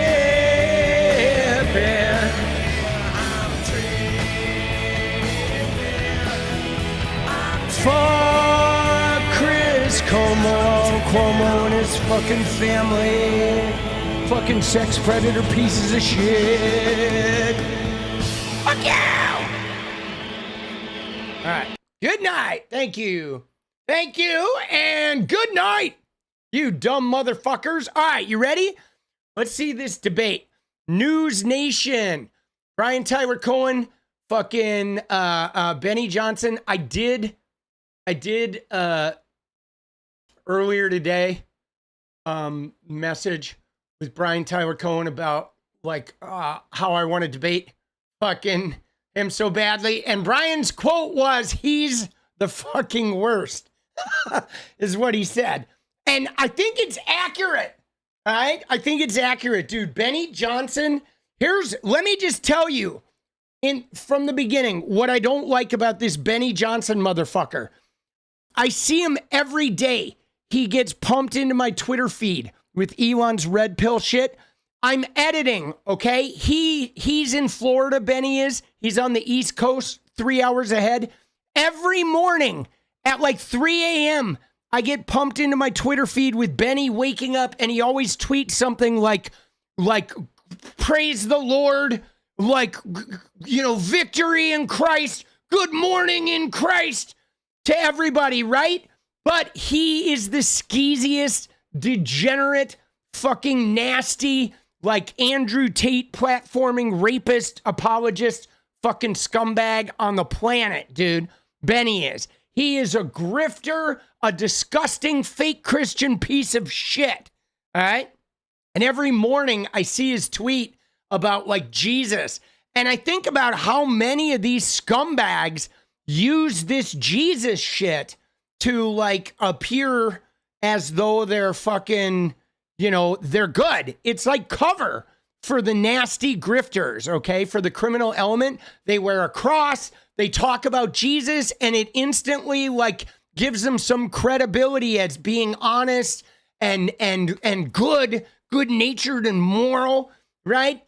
And so the worst, most opportunistic, nastiest, greediest, shittiest human beings turn to religion. All right. And that being said, here we go. Can't get away from BTC. Dude, I love BTC. Let's go. Right? All right.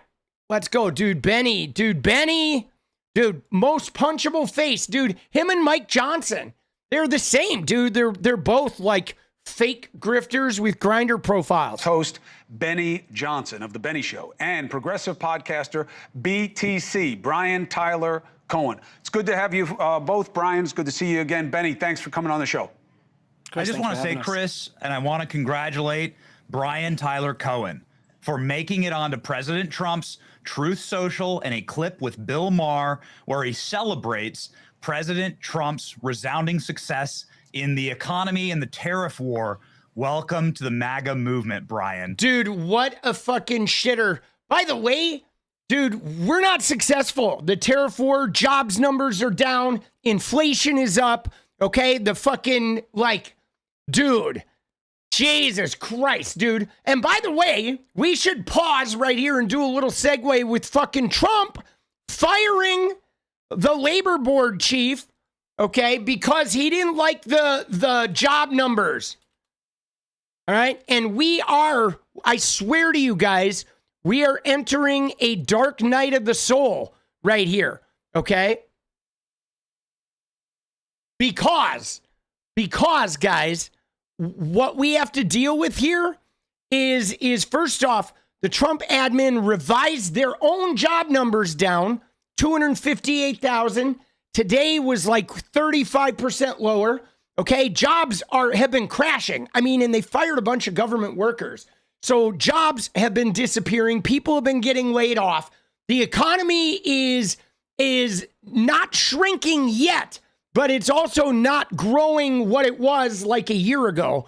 And in fact, the tariffs haven't even really kicked in because most of it has been the smoke and mirrors that Trump has been making. So we're not going to feel the effects of the tariffs probably until next spring, right? Maybe even next summer. But the crazy shit is Trump fired the woman in charge. Okay, here's what he said. He says, I was just informed that our country's jobs numbers are being produced by a Biden appointee, Dr. 𝗙𝗪𝗏 McIntyre, the Commission of Labor Statistics, who faked jobs numbers before the election to try and boost Kamala's chances of victory. This is the same Bureau of Labor that overstated job growth in March by 800,000, and then again right before the 2024 presidential election in August and September by 112,000.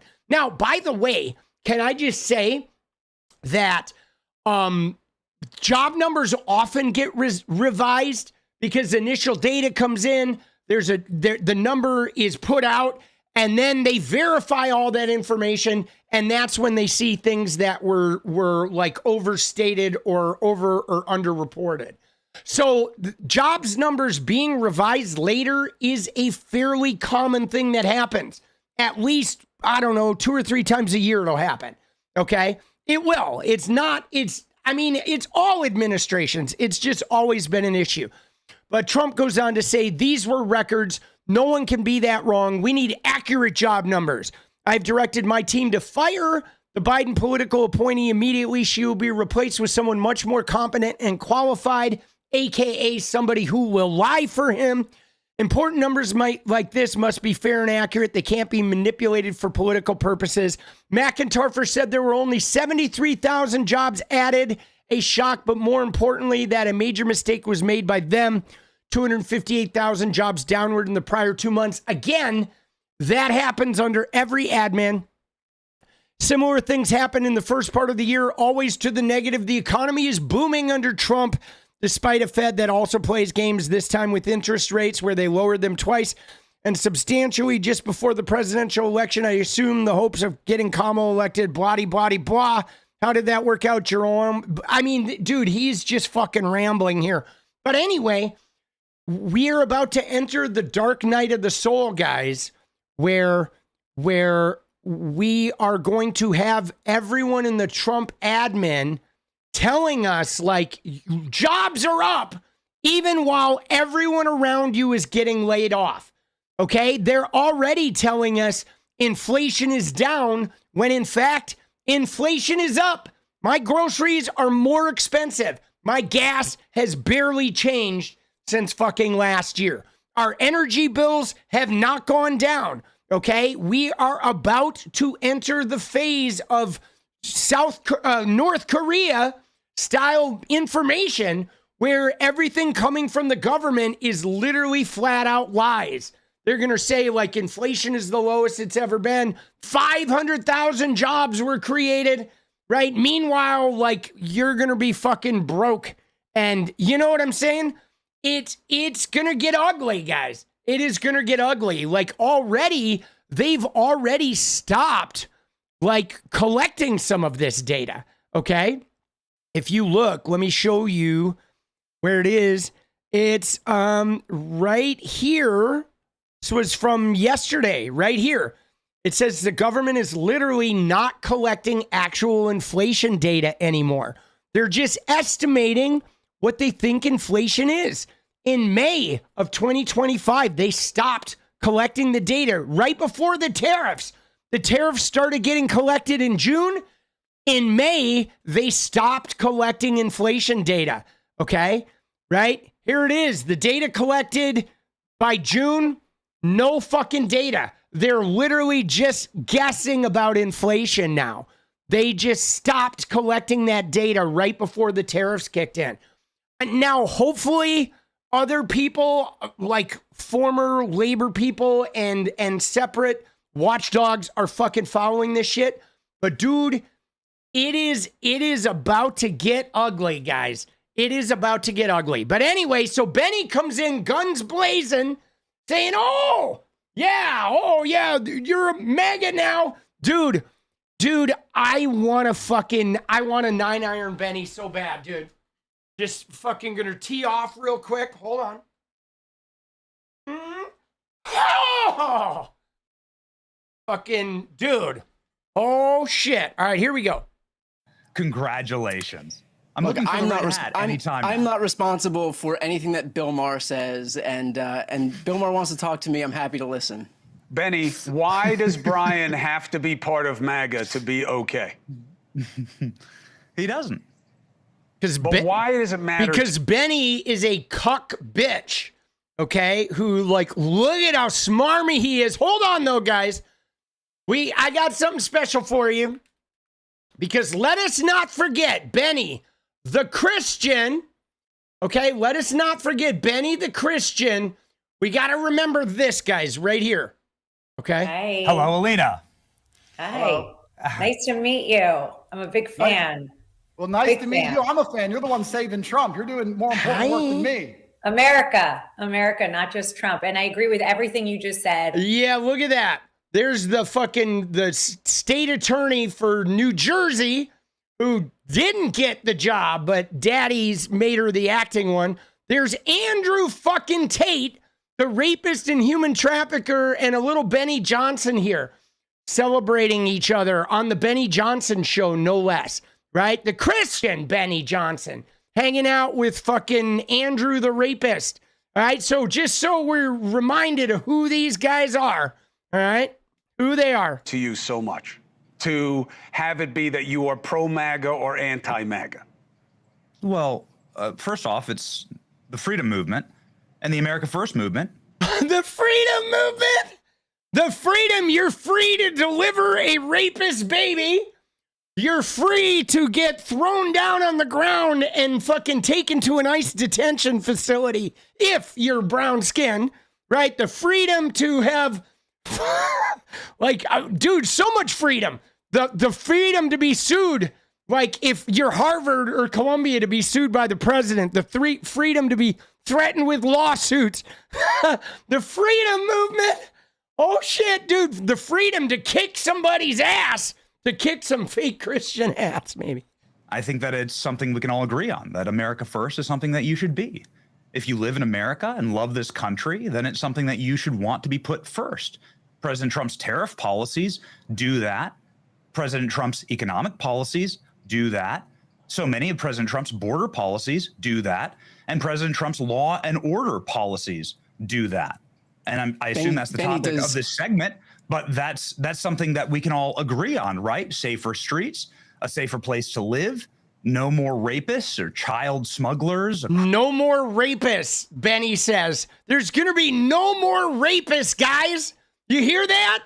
According to Benny, I mean, other than the fucking rapist who's the president, but they just ended rape, guys. MAGA ended rape. No more rape. Benny Johnson and Greg Abbott are out there just... No more rape. All the rapists are going to Benny's house and doing the double tug instead of raping. All right? Benny's like, come on over. You can all take a shot at my wife and we'll do the double tug. Cross our border. No more 400,000 missing children. And no more presidents with dementia. That's a really good thing. That's a positive thing for the country. Benny, does 17 million fewer Americans with health care feel like America First to you? Does $300 billion worth of less food assistance to Americans feel like America First to you? Does hospital closures in rural America feel like America First to you? Which part of this is all America First? Again, if you want to look at hospital closures in rural America, you can go look at the Biden family that defrauded an entire chain of you have to be able to have this hospitals conversation here in the state with of Florida, Benny, and you have stole to be their able to have money, this and it's the conversation. only check. You have to be able to have a conversation without pointing to the last president. All of those points are controvertible, Brian. Right, but it's okay that they're controvertible. It's okay that they're controvertible. You're the guy. Hold on, Benny. Yeah. This is why I had you guys on. It's not a point for look. I'm happy to talk policy with you guys, dude. Yeah. How about Trump's policy? Let's talk about Biden. All right. By the way, though, as long as we did mention Andrew Tate, can I show you something real quick? Once you see it, you can't unsee it, dude. Oh, Look at that, bro. Right there it is, Andrew. Dude, once you see it, you just can't unsee it. This, I'm telling you, is the legacy of Andrew Tate, bro. This is the alpha. Dude, he is molding, bro. Oh, shit. Isn't that great? All right. Now we're back. But I bring you here for a different moment, okay? Benny and Brian, you guys both know me, you know my background. What happened on CNN with the description of the perp was a mistake, okay? John Miller, who is one of the best reporters I've ever been around in my life, especially when it comes to the cops. The guy ran NYPD public affairs. You know, he ran the FBI communications, LAPD communications. This guy's as wired with the cops as you'll get. They were wrong. Picture came out. They corrected the description. You say it's a race war, Benny. That bothers me. Why shouldn't it? Well, because this is the photograph. The police scanner in New York, according to eyewitnesses, said that he was either a Middle Eastern or Indian man. See, again, though, we should note that everybody of the right wing was calling this a fucking terrorist attack and blaming it on Zohran Mamdani. And in the end, we find out the guy was there to shoot up the NFL. Like, bro, right? And no apologies, no retraction, no deleting the tweets. You know what I'm saying? And because when you give incorrect descriptions of suspects who are committing mass murder, you may well cause more murders, right, Chris? If the cops or people see a white man and think that he's the murderer, well, this is incorrect. And you could lead to real tragedy by doing this. Oh, yeah, Benny's real concerned about tragedy now. He's real concerned about somebody being like innocently or being falsely accused. Now, everyone saw this photo. This was a photo that was up nigh on 5 minutes after the shooting started. And so this was widely circulated on social media and on CNN's own airwaves. I'm so glad that we're talking about this, Chris. I was wanting to ask you about this. On CNN's own airwaves, there's a responsibility to ensure that the public is informed. Now, does this look like a white man? To me, no. But I don't think John Miller had said, in fact, I know they hadn't seen the photo.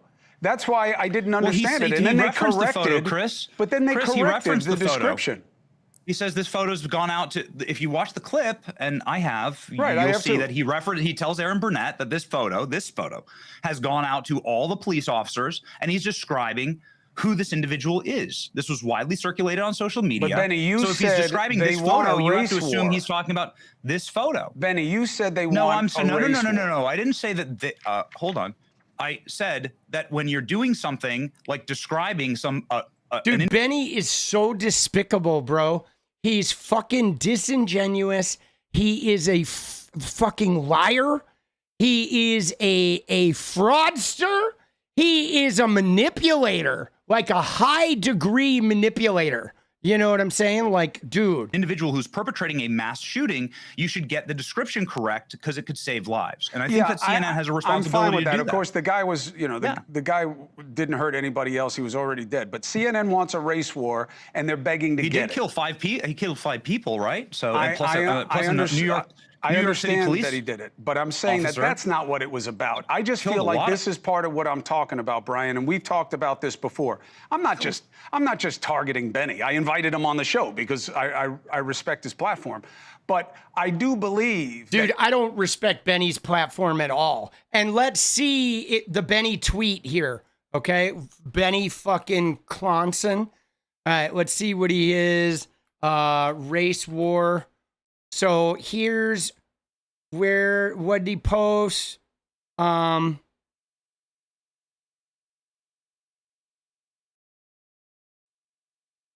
He says, what did he say about this? Did he say it on his show? He must have said it on his show. Where is it? Right. Oh, it must have been CNN calls black terrorists white. Right. See, again, though. Right. And he's black, but the guy was actually Asian. Right. He was like an Asian black mix.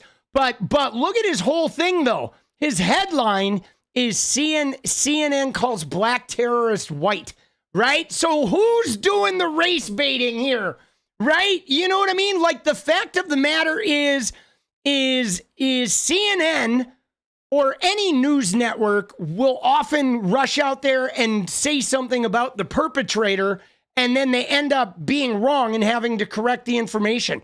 But look at Benny's whole thing is, right? They know he's a male, possibly white, with sunglasses. At this point, they're not showing the picture, right? But look at him. He is exclusively focused on this, right? Of like trying to say, aha. Well, this is their narrative, though, Tourmalines. This is their anti-white. Benny Johnson and MAGA has been building a sort of narrative about anti-whiteness. Okay, they're trying to say that there's racism against white people, right? Because the Democrats and the left wing are trying to erase the white race. Okay, this is part of that replacement theory bullshit. You know what I'm saying? Excuse me. Dude, it's gnarly. Him on the show because I respect his platform. But I do believe that you guys are often in the weaponization business. That it's not just that Benny's wrong. Benny's dangerous. It's not just that Brian's wrong. Benny is dangerous. Brian wants to destroy America. And I think it leaks into what we see around us. Brian. Look, I think what's important here, I mean, just to focus on the issue at hand, I mean, Benny presents himself as somebody who's trying to get to the truth, right? The reality is that he is a purveyor of misinformation and disinformation, and has been for years, shamelessly and relentlessly. And we should note that Benny was in fact fired from 2 jobs for plagiarism.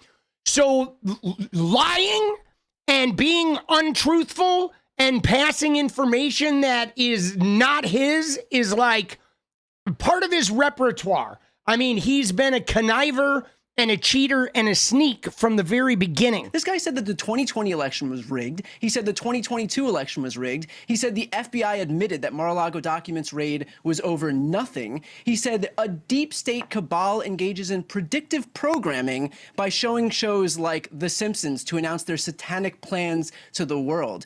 And you had Bob Costas on before, and he mentioned the phrase, there's a profit motive, right? And the reality is that's why Benny does it. I mean, Benny benefited to the tune of how many thousands of dollars when a Russian influence campaign, Tenet Media, paid you to say whatever it is that you went out there and said, which is very similar to what you're saying right now, which is that that the Democratic Party is looking to incite a race war against white people. It's the same exact verbiage that you were using then when you were getting paid by the Russians to do it, and that you're using right now. So it's been a long stretch of disinformation. I get the allegation. Dude, getting paid by the Russians. Now, I would like to go in that Benny platformed Andrew Tate.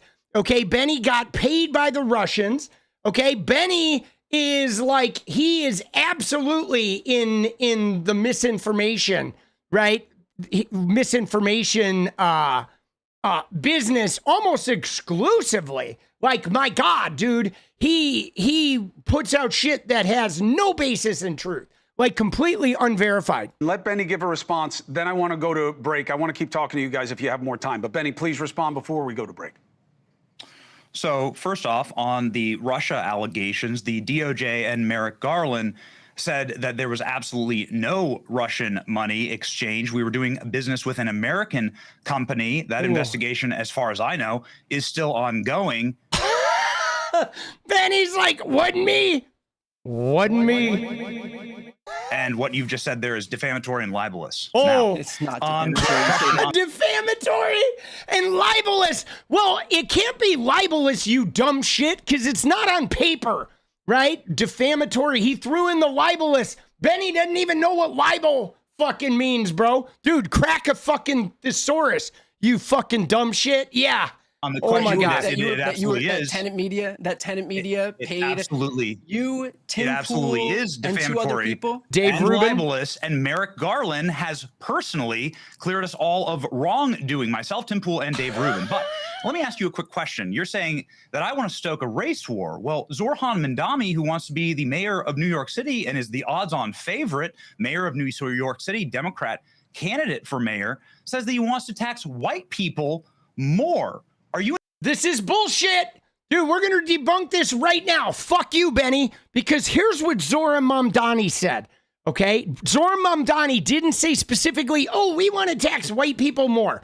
What Zoran Mamdani did was he said, we have a situation in New York, guys, where the minority, the poor neighborhoods are high levels of minority, and they're paying a high percentage of property taxes in the poor neighborhoods where they're all minorities. And he said, but when we go to the richest neighborhoods in New York, they're all white.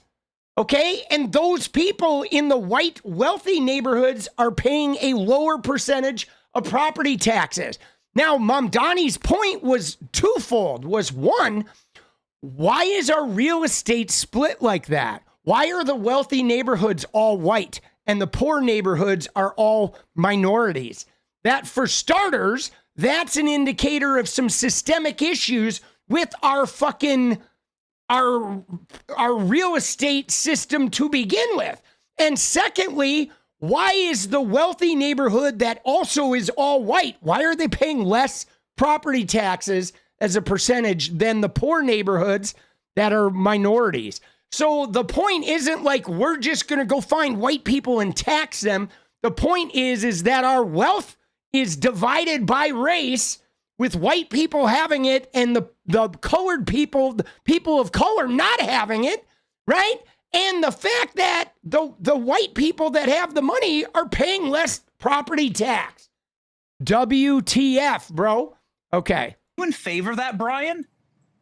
I don't even know what you're talking about. That doesn't even sound real. Campaign platform. This is wild. It's a campaign His campaign platform is to tax white people more than non-white people. What? No. Yes.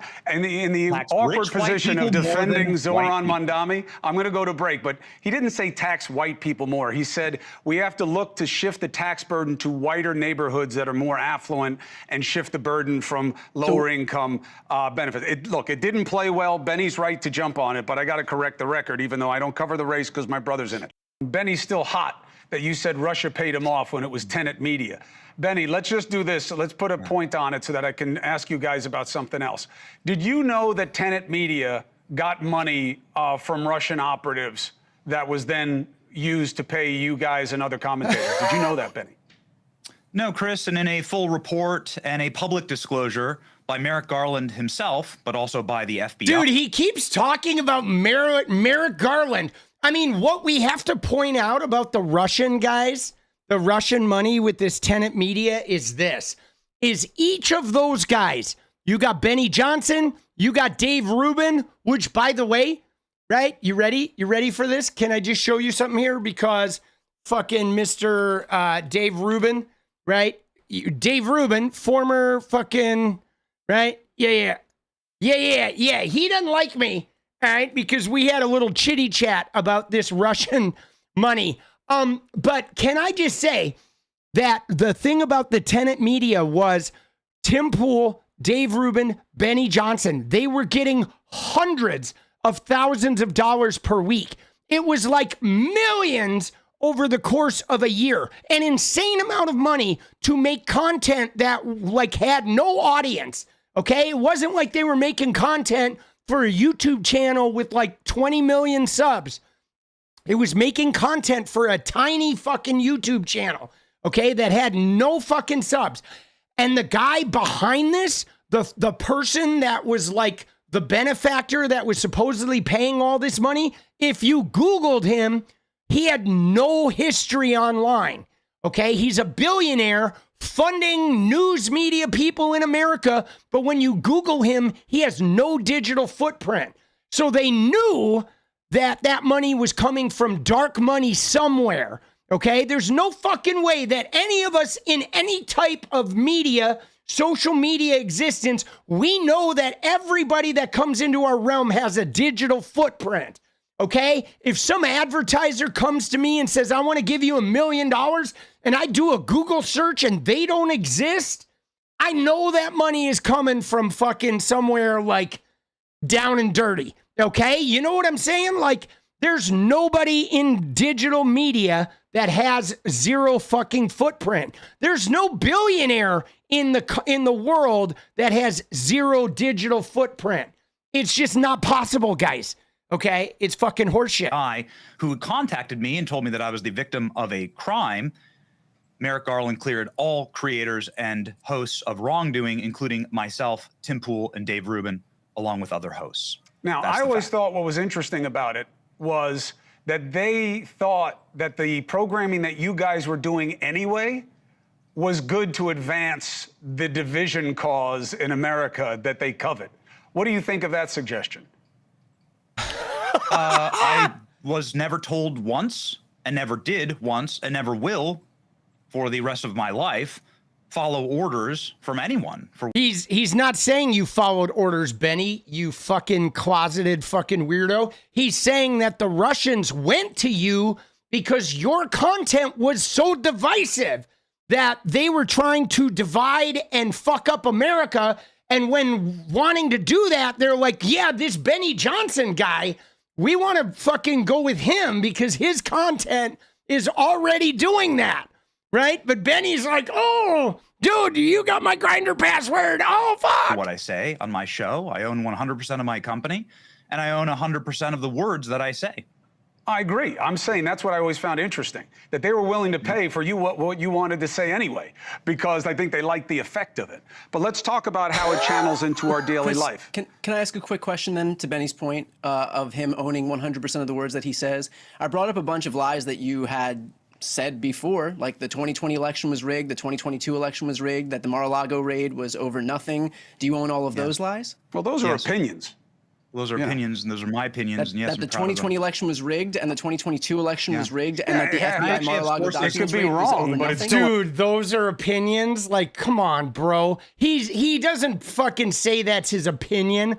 Those are the fucking opinions. Like, what the fuck, dude? Oh my God. Those lies? Well, those are opinions. Those are opinions, and those are my opinions. And yes, That the I'm proud of them. 2020 election was rigged, and the 2022 election was rigged, and that the FBI Mar-a-Lago It documents could be raid was over wrong, but nothing? it's still an opinion. I have sources that in the coming think days we're going to find out a great deal about the 2020 election, and we're going to find a considerable amount of criminality out of it. Better not just be Michael Flynn. How about Better not just be Michael Flynn, Benny. But let me ask you something else, because I believe that we're demonstrating a little bit. Dude, why is Chris Cuomo, like, why is the minute fucking Benny, the minute BTC speaks up, Cuomo steps in, right? Like, what is Cuomo doing? Right? Benny reads a goddamn Shakespearean soliloquy about libel and slander and fucking, no, his nuts. And the minute BTC opens, like, says anything, Cuomo's like, oh, well, here, let me defend my son Benny over here. How dare you? How dare you say that, like, he's lying, right? He's like, oh, that's an opinion. It's an opinion that fucking Joe Biden is a fucking resurrected corpse of fucking Joseph Stalin and that he's actually ruling with magic, right? Dude, what the fuck, bro? Is Cuomo's like, you know, like, here, oh, let me fucking moderate here. You can't call out Benny for his lies. Chris, if you're going to allow Brian, to continue his line of questioning, please, if you would. This was so much fun to ask Brian about Zoran Mandami wanting to tax whiter people in white neighborhoods more. I clarified it. Do you agree with that, Brian? I clarified on it. his campaign website, and he doubled down on it on MSNBC. And I'm shocked that you don't know that. I thought you were somebody who really You're going to paid ask attention me. to these You're kind of going to you're going to ask me if I'm in favor of taxing more affluent communities at a higher rate. Yes. Yes. I'm of course in favor of taxing wealthier people at a higher rate. Yes. Thank you, Brian. Right? But Benny's like, oh no, you gotta say that there's like anti-white discrimination. Doesn't Benny seem discriminated against? He is like so white, he is like alabaster, bro. Jesus. Very quickly, I'm glad that we got that. Fine, you're entitled to your opinion. I think that it's wrong. And the DOJ, Harmeet Dillon. Yeah, see, right there, like, I believe affluent neighborhoods should pay more property tax. That is an opinion. Okay? The 2020 election was rigged. That is a statement of like accused criminality, right? You know what I'm saying? That is like you should have some evidence backing that up, right? Having an opinion if somebody should pay more or less taxes. Like, dude, this kind of shit burns me up, bro. Dude, I want to debate Benny so bad. Please, universe, make this happen. Allow me to fucking digitally slap the shit out of this motherfucker, please. Who's in charge of the Civil Rights Division has publicly said that may be racist and may be criminal, but that's okay to admit that, Brian. Well, then let me ask you about this. Let me ask you this. Given the last, just really fast, since we're on Zohran Mamdani and Chris We're can't not answer, on him. we're asked the question. I never even talk about him because my brother's running against him, Benny. Dude, shooting in New York, that the police should be defunded because he believes that they're not queer enough. Those are his exact words. Dude, Benny is so disingenuous. But again, I'm going to go out here and say that defunding the police is in no way going to affect response to active threats. Nobody wants to defund the police responding to active threats. Nobody has ever wanted to defund the police responding to active threats or active shooters. Benny, you disingenuous little bitch. Okay? Defunding the police means not sending the police to shit where there is no active threat, where you instead should send social workers or victim fucking care units, right? You're not going to send the cops somewhere where there's no threat, there's no nothing. The cops shouldn't be responding to fucking a mental health call, okay? The mental health call should be social workers, okay? Cops don't need brand new riot gear every fucking year. Cops don't need tanks and fucking armored cars and military style vehicles. Okay. We don't need to inflate their budgets year after year after year, pay them a whole bunch of overtime to stand around during a protest or to stand around when there's no crime being committed. Okay. The fact of the matter is there's plenty of areas to trim and defund and put that money into shit that actually stops crime. Okay? But again, Benny's on his disingenuous fucking lying misinformation shit. And he mocked NYPD officers crying in their cop cars. Do you agree with that?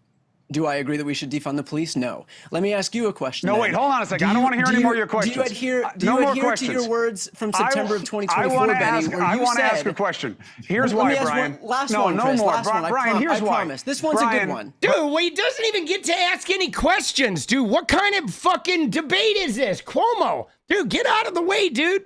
Brian, it's not a good one. Here's the problem. It'll work. It'll work for the relative assessment of you guys, but I'm telling you, it's killing us. It's killing us. Because you guys, it's great competitive banter, and you're building your own followings, and you're formidable, each and all of you as a... Dude, see, this is where it's bullshit. He's trying to, like, bridge this gap together, but, like, fuck you, Cuomo. Like, we should not be uniting with Benny Johnson because Benny's a fucking liar. Dude, 7 out of 10 posts that Benny posts are just straight up lies. Okay, they're not opinions. They're straight up lies about the election. They're straight up lies about Obama, about treason, about criminality, about this, that, and the other with no evidence, based in zero evidence, based in zero fucking like actual data. Benny just spreads lie upon lie upon lie upon lie upon lie. And it's super divisive and intent to divide people based on like LGBTQ status, race. He's trying to propagate an entire idea of like anti-white discrimination, which is fucking bullshit. Okay? And so there's no reason to make peace with somebody like Benny. We should be digitally slapping the fucking shit out of that motherfucker. You know what I'm saying? Like, what is he talking about? Saying, oh, you need to come together. No, you don't come together with liars, Cuomo.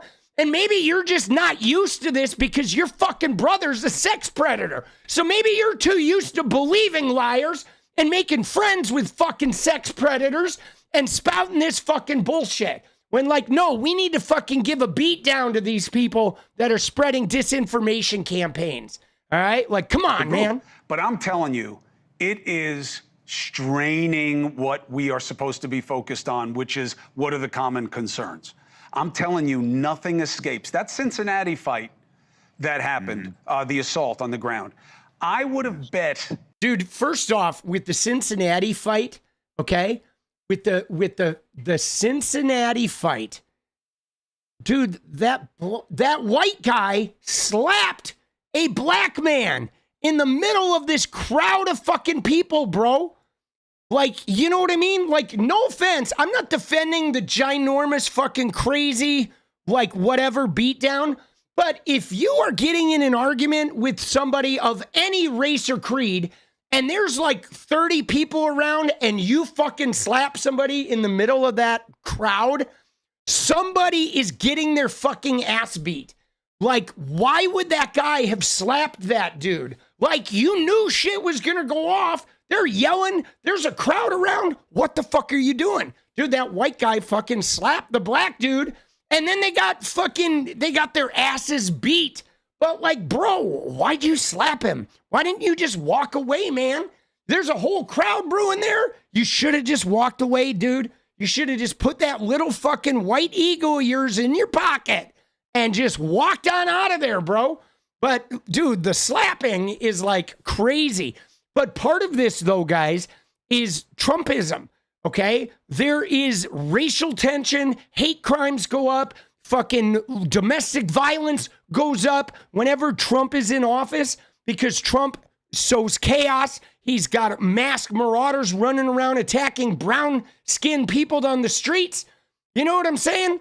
Like, dude, this shit is fucking, is like a powder keg, okay? And you have people like Benny, too, and Wokeness, and Cat Turd, and Jack Posobiec, the white boy summer crew, just stoking that racial fucking, right? Stoking that racial, you know, you're trying to stoke the racial tensions, all right? Making sure everybody, like, is constantly on edge about, the impending race war, you know? Like, come on, man.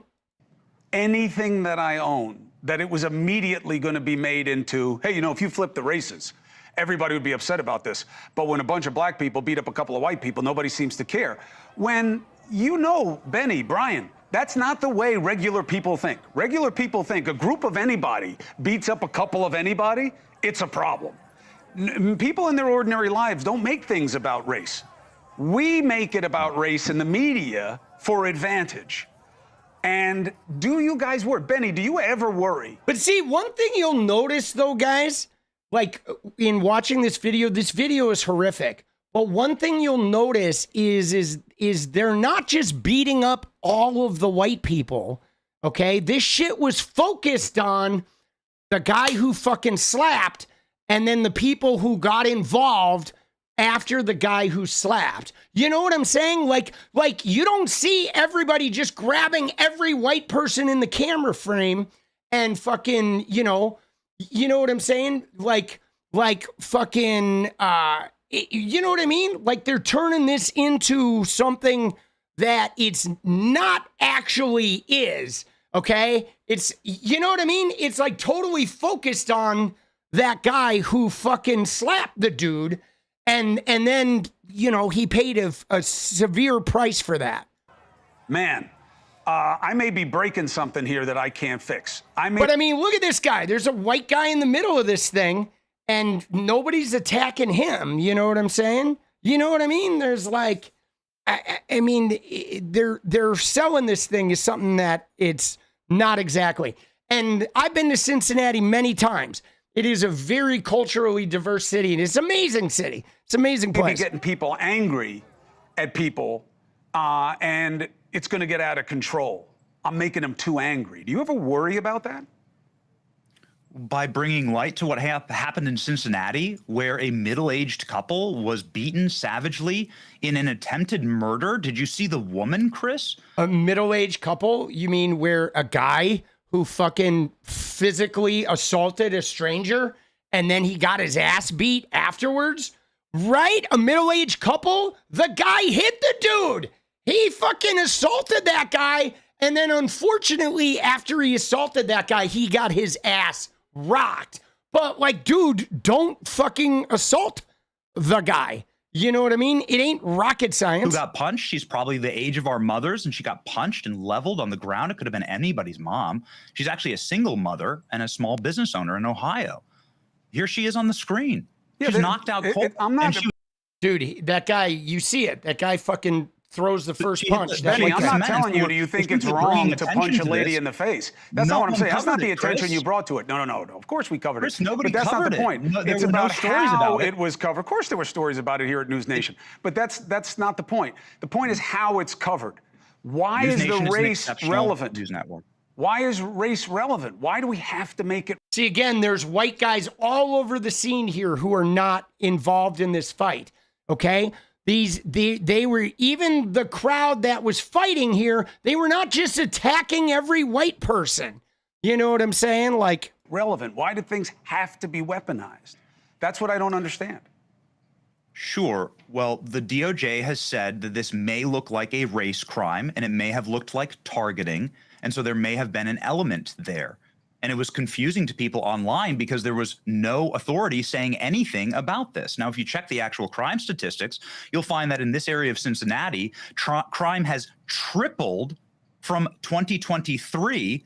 Reports that she couldn't even get an ambulance, Chris. And I don't think that any American wants to live in a zero trust society. What we're describing here is a failed state, a zero trust society. Dude, Trump's America, Benny. Dude, welcome to Trump's America, Benny, where you can't even get an ambulance. But yeah, dude, again, that guy slapped that dude. Like, bro, information to white guys. If you don't want to get your ass kicked, all right, don't fucking slap people. But if you hit someone in the face, you might get your ass kicked. I mean, my dad taught me that. Like, hey, man, if you swing and you hit someone in the face, you might get your fucking ass beat for that. So don't hit somebody in the face, bro. You called it terrorism. How is it terrorism?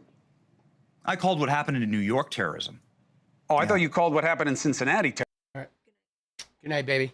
Hold on. Let's see what Benny said about Cincinnati here. Let's cover it up here.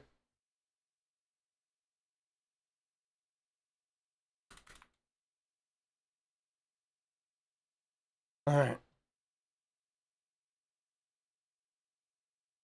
Let's see what we got here. So he's calling terrorism against ICE.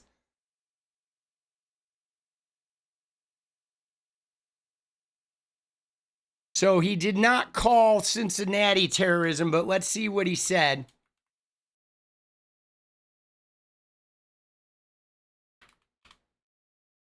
Dude, how do you spell Cincinnati? Oh, 1 and 2. All right, there we go. So let's see here. He's called it a mob attack. He said mob attack is what he's been using. And he talked about her. He talked about the woman. Does he ever talk about the guy who started this? You know what I'm saying?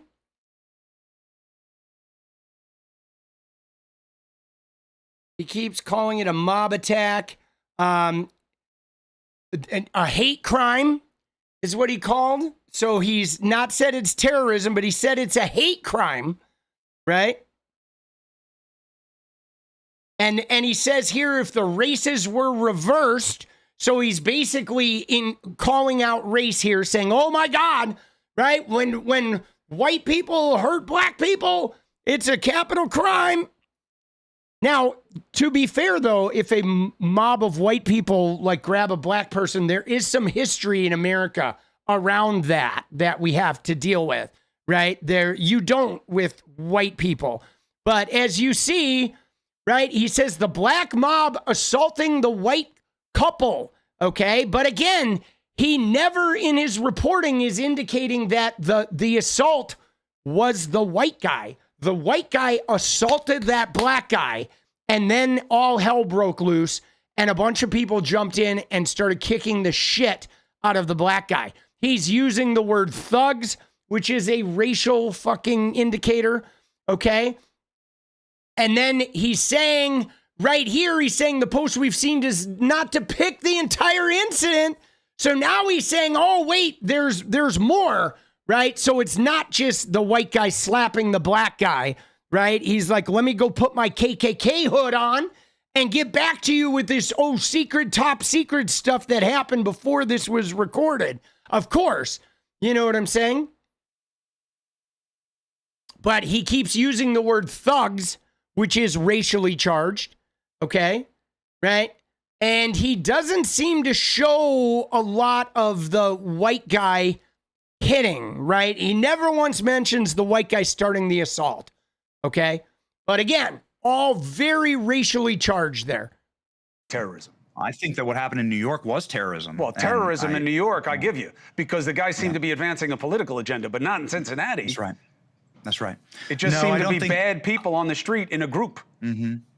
Yeah, I don't think that I framed that as terrorism, but I do think that it was a savage, brutal mob. Yeah, he didn't frame it as terrorism. Let's do a quick 30-minute goal, guys. We want to end with the dance party, all right? We're going to fucking do it. Party. Maybe we end this shit with the fucking on a good note. There we go. 30-minute dance party goal. Right? $2 or more super chat. Let's fucking get it. We're going to go out with the fucking bang bang. Dude, Benny is fucking brutal, dude. That's right. It just seemed to be bad people on the street in a group. Mm-hmm.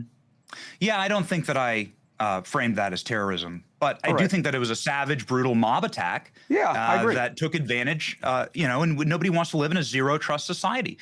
Vivek Ramaswamy is running for governor. He's spoken with the victims. I haven't. And so I'm going to depend on what he has to say about this. There were no police officers there. The woman couldn't even get an ambulance. She is suffering horribly. And nobody wants that to be their mother. I mean, to be honest, though, like, that's kind of saying we need more money for social services there if you want to get the fucking ambulance, out in right? the street. I mean, listen, this is a young man who clocked this woman in the jaw. There's no defense I know, for it. but Benny, who's defending it? That's my point. I'm not going to worry. Benny, who's I think that defending bringing it? light to it is important, But and I really hope that these But criminals... you seem to be making it seem like it doesn't matter as much because the victims are white, and I just don't think that's right. Not only do I think it's right, I think it's dangerous. I think that you wind up pushing people to want to believe something that isn't there. Why? Why do that? I don't what do you mean? I don't think people Chris, care about it because the victims are white. I don't understand. Yeah, Benny, you literally have just said that nobody reported on it. Why? Because the victims were white. You made a point in your post that if the races were reversed, it would be the biggest news everywhere. Okay, like now he's like, oh, what do you mean? What do you mean? Now he's all playing dumb. Yeah, he's like playing dumb. Oh, wait, what do you mean? I'm not making a big deal, Benny. Your entire thing, hate crime, right? If the races were reversed, you've exclusively said nobody reported on this because there were white victims, and if they had been black victims, everybody would have reported on this. And when in fact, this was all over everything. This was the news. Like, I saw it all over the place. It was like a huge fucking spectacle, right? I mean, anytime there's a fucking, right? I mean, it's like not too long ago, there was that fight, remember, on the bridal shower or whatever? The Gopher Shuffle Ready, let's go. Remember that one video where there was a fight? It wasn't any race involved. But remember, it was like the wedding party or something. Somebody got knocked out. Like, these things show up and we absolutely see them covered and they're all over social media. Like, come on now. Look at Benny, though. Look at his face. He's like, ooh, what do you mean? Dude, what a fucking dumbass. Watch his face, bro. Because the victims are white. And I just don't think it. There's no defense I for it. I know, but Benny, who's defending it? Nobody's defending it. Benny, who's I think that defending bringing it? light to it is important, But and I really hope that these But criminals... you seem to be making it seem like it doesn't matter as much because the victims are white. And I just don't think that's right. Not only do I think it's right, Look at him. Here I he think goes. it's dangerous. I think that you wind up pushing people to want to believe something that isn't at his there. face. Why? Why do that? I don't what do you mean? I don't. What do you I don't mean? think people Chris, care about it because the victims are white. I don't understand. I think that it's terrible when it happens in the inner city in Chicago. We regularly post the crime statistics. The inner city in Chicago, we regularly post the crime statistics. Like, you see that? That's code for black, right? They regularly post the black crime statistics. But do they post the statistics in the fucking white rural areas in Texas or Louisiana or Arkansas or Oklahoma where the crime rate is actually statistically higher than it is in Chicago? No, they do not. Okay, do they post the fucking right? They don't do that. But the inner city of Chicago, that's code word for black. Again, dude, right? From inner city Chicago, black on black crime, which is absolutely out of control. Black on black crime. Yeah, Benny, why does black on black crime exist? Is it because black people are all systemically put into an area where they're literally in neighborhoods that are all black, right? Practical, like not legal segregation, but created by redlining and a very defined fucking like real estate property system where every time black people go into the neighborhoods, the property values go down, right? Because of the racism in our fucking system. It's the only reason it exists, man. Like, you know what I mean? It's because it's a sign that, like, goddamn, bro, they're all forced in the same fucking neighborhoods. Yes, the legacy of slavery and 100 years of fucking segregation and Jim Crow and redlining, and guess what? We're fucking still there, you dumb motherfuckers. You know what I'm saying? The inner city, yeah, Elf, he's talking about South Side when he says inner city, right? But talking about Chicago and crime is just a dog whistle for blackness. You know what I'm saying? It is. That's what they do. It's like a long time fucking dog whistle. You know what I'm saying? It is a long time dog whistle. And there's plenty of white on white crime. Go to every fucking small town in America, dude. And it's nothing but white on white crime, dude. You know what I mean? Control. There's like a dozen murders last weekend. It's horrible, and nobody wants to live in a zero trust society. Nobody wants to live in a failed state. Do you believe that you are helping build trust or destroy trust? Oh, absolutely build trust, because there are certain stories that aren't covered factually. For instance, dude, he believes he is building trust, bro. Oh my God. Jesus Christ, dude. Oh, Lord, bro. This old CNN host, his name was 𝗙sze 𝗶𝗆𝗆, and he said during the George Floyd riots, whoever said that protests need to be peaceful? Right. And I think that that's a crazy thing to say. I know, because you took it out of context, which is exactly what I'm talking about. Look, even if I weren't a lawyer and a highly decorated one, the idea that I don't understand peaceable assembly is a silly notion unless you want to weaponize it. What I said was, when people came out in the initial protests of George Floyd, not the riots, okay? And once you touch person or property, a protest becomes a riot. And I got in a lot of heat for saying that because people have different feelings about it, but that's too bad, that's the law. When they were saying ugly things to cops, people were upset about it and said they should go home, they shouldn't talk to cops like that. And I said, what do you want them to just sing slave hymns and go back home and say nice things? People are gonna be angry, they're gonna say angry things when things like this happen. Whoever said that you're going to go out there and just be peaceful. I meant the language. It got weaponized and twisted, and I'm okay with that. I signed up for it by being in the media. But Benny, it's also a little bit gratuitous. Brian, do you think we need to be better before I end this show? The oldies. No, I'm just well, I mean, Here's the look, deal. it's just the truth, Benny. I can't make you believe it. I can only tell you. See, he's so smug and dismissive, though, right? You know what I'm saying? He is so smug and dismissive. He is, Benny, because he's a fucking piece of shit, okay? He's a fucking piece of shit. He's not here to build trust. He is here to weaponize. He is here to weaponize and cha-ching, boss. Fine, go ahead.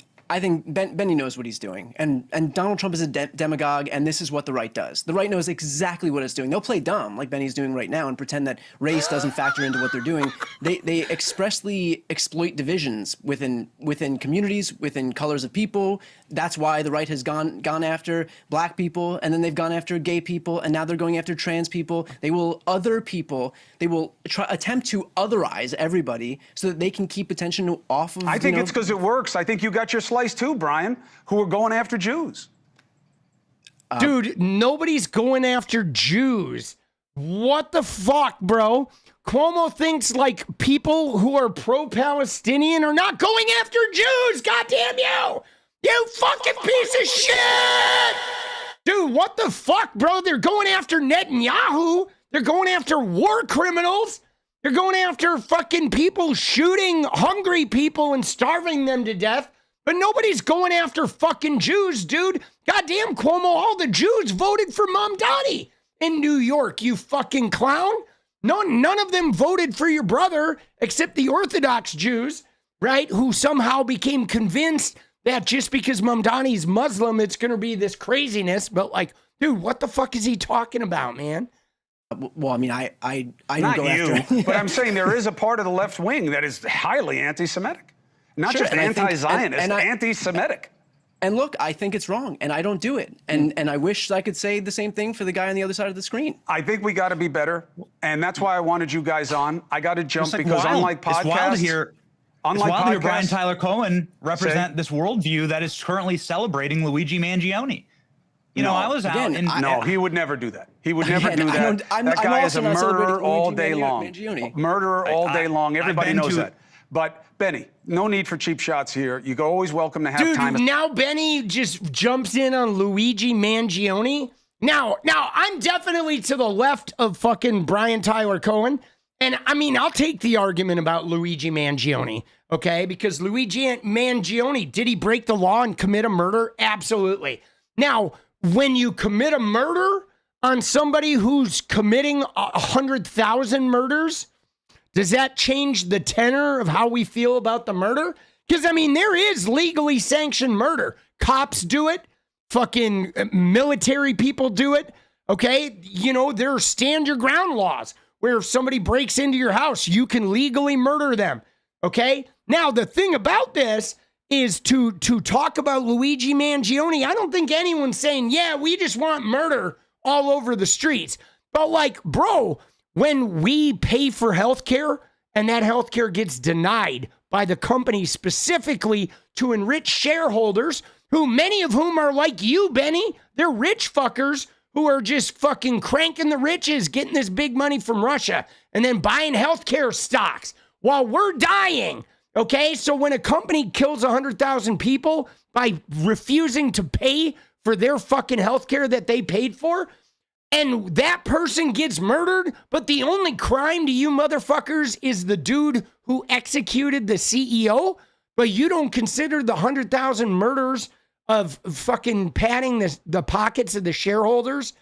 It's not about Luigi Mangione, okay? It's about the difference in the fact that healthcare companies can murder us with impunity and you don't call it murder. You dumb motherfucker. Yeah, let's get in there, Benny. I'll debate you. Come on, bro. You want to go? Let's fucking go, bro. It's not a podcast, so I can't go on for hours, but I can have you back. And I want to keep the dialogue going. And in the interim, you guys can say whatever you want about me. I'm okay with it. I'm okay with it. Even though, Benny, I wasn't impressed with what you were benching the other day. Looked like lightweight, brother. Looked like This lightweight. 265 is twice as much as Eric Swalwell was. You better. See, my thing is I'm not condoning gun violence, but we gotta stop. We gotta stop like not calling capital crimes committed by capitalists. We gotta stop allowing capitalists to commit crimes and it's not considered a crime, right? Right? Like you take fucking a candy bar from a fucking convenience store or steal a pair of shoes from a Foot Locker and it's a crime. But if Rick Scott takes, $2 billion from fucking Medicaid, it's like, it's not a crime, right? And that's the shit that fucking pisses me off, boss, is the fact that, that what are we supposed to do when the healthcare companies just kill us with impunity? How do we fight back against that? You know what I mean? Like, we don't want it to end up being Luigi Mangione. But like, goddamn, bro, if you keep killing the public, eventually a Luigi Mangione is going to happen. You can't oppress people and murder them with impunity and then pretend like eventually the CEO's not going to get clipped. Like, come on, man. Like, at some point, we got to do something about the criminals killing us en masse. You Benny, better look like what it is. I literally shoulder pressed that. There's a scandal online. There's a scandal now where there's elbows doubt are way about too out. You're going to hurt yourself, Benny. You're going to hurt yourself. Can Brian Tyler Benny, what are the orange plates? We'll do a bench off next time. There Benny, you go. the All right, orange gentlemen, plates. What are the orange plates, man? Be well. I don't even know that was. Pounders. I don't even know what that was, Benny. But I have to get to. Dude, like these dudes, like bench pressing is a sign of manhood. Fucking clowns, bro. Fucking clowns, boss. Jesus Christ. All right, we got 6 of 10, baby. Dude, we got 15 minutes. Let's get 4 more. Let's fucking get that dance party. Dude, that was crazy, though. Like, BTC did not get a lot of time to fucking talk, bro. You know what I'm saying? Like, he didn't. Dude, Cuomo was like BTC's little protector, bro. Jesus.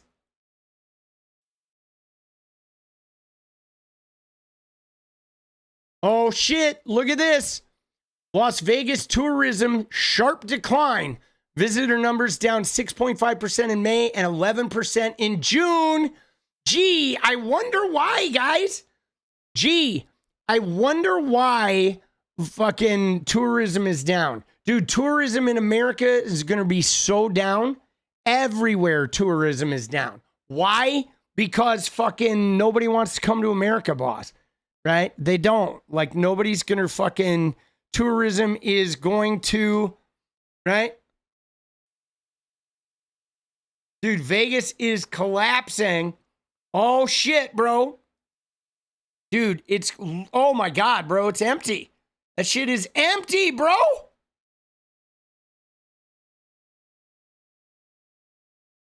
Yeah. Dude. Well, dude, nobody wants to go to Vegas, right? I mean, can you blame them? Nobody wants to go fucking tourism in general. There used to be a lot of international travelers, and nobody's going to do it. Yeah, they voted for Trump too, man.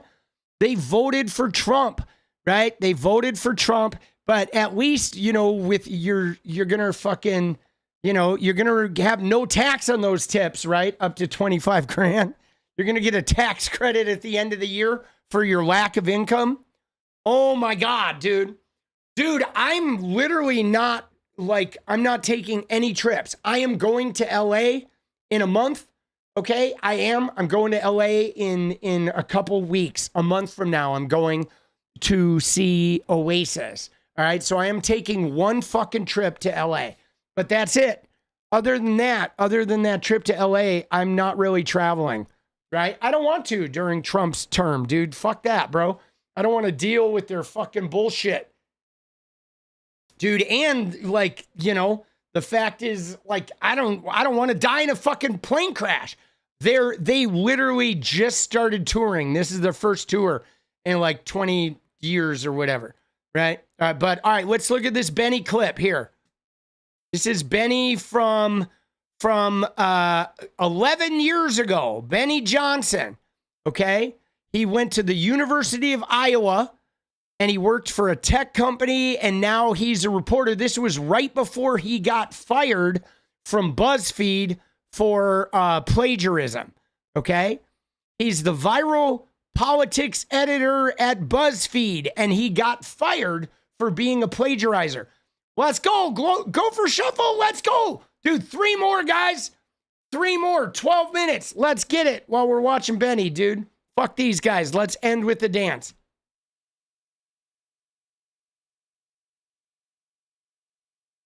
Hello.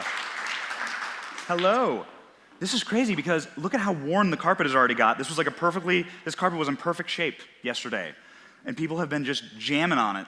It's getting all frilled, and I'm not going to do anything but hurt that a little bit more because I talk a lot, and I move when I talk because I'm massively ADD, and I think that helped me a little bit in my career. I'd like to talk to you guys about that.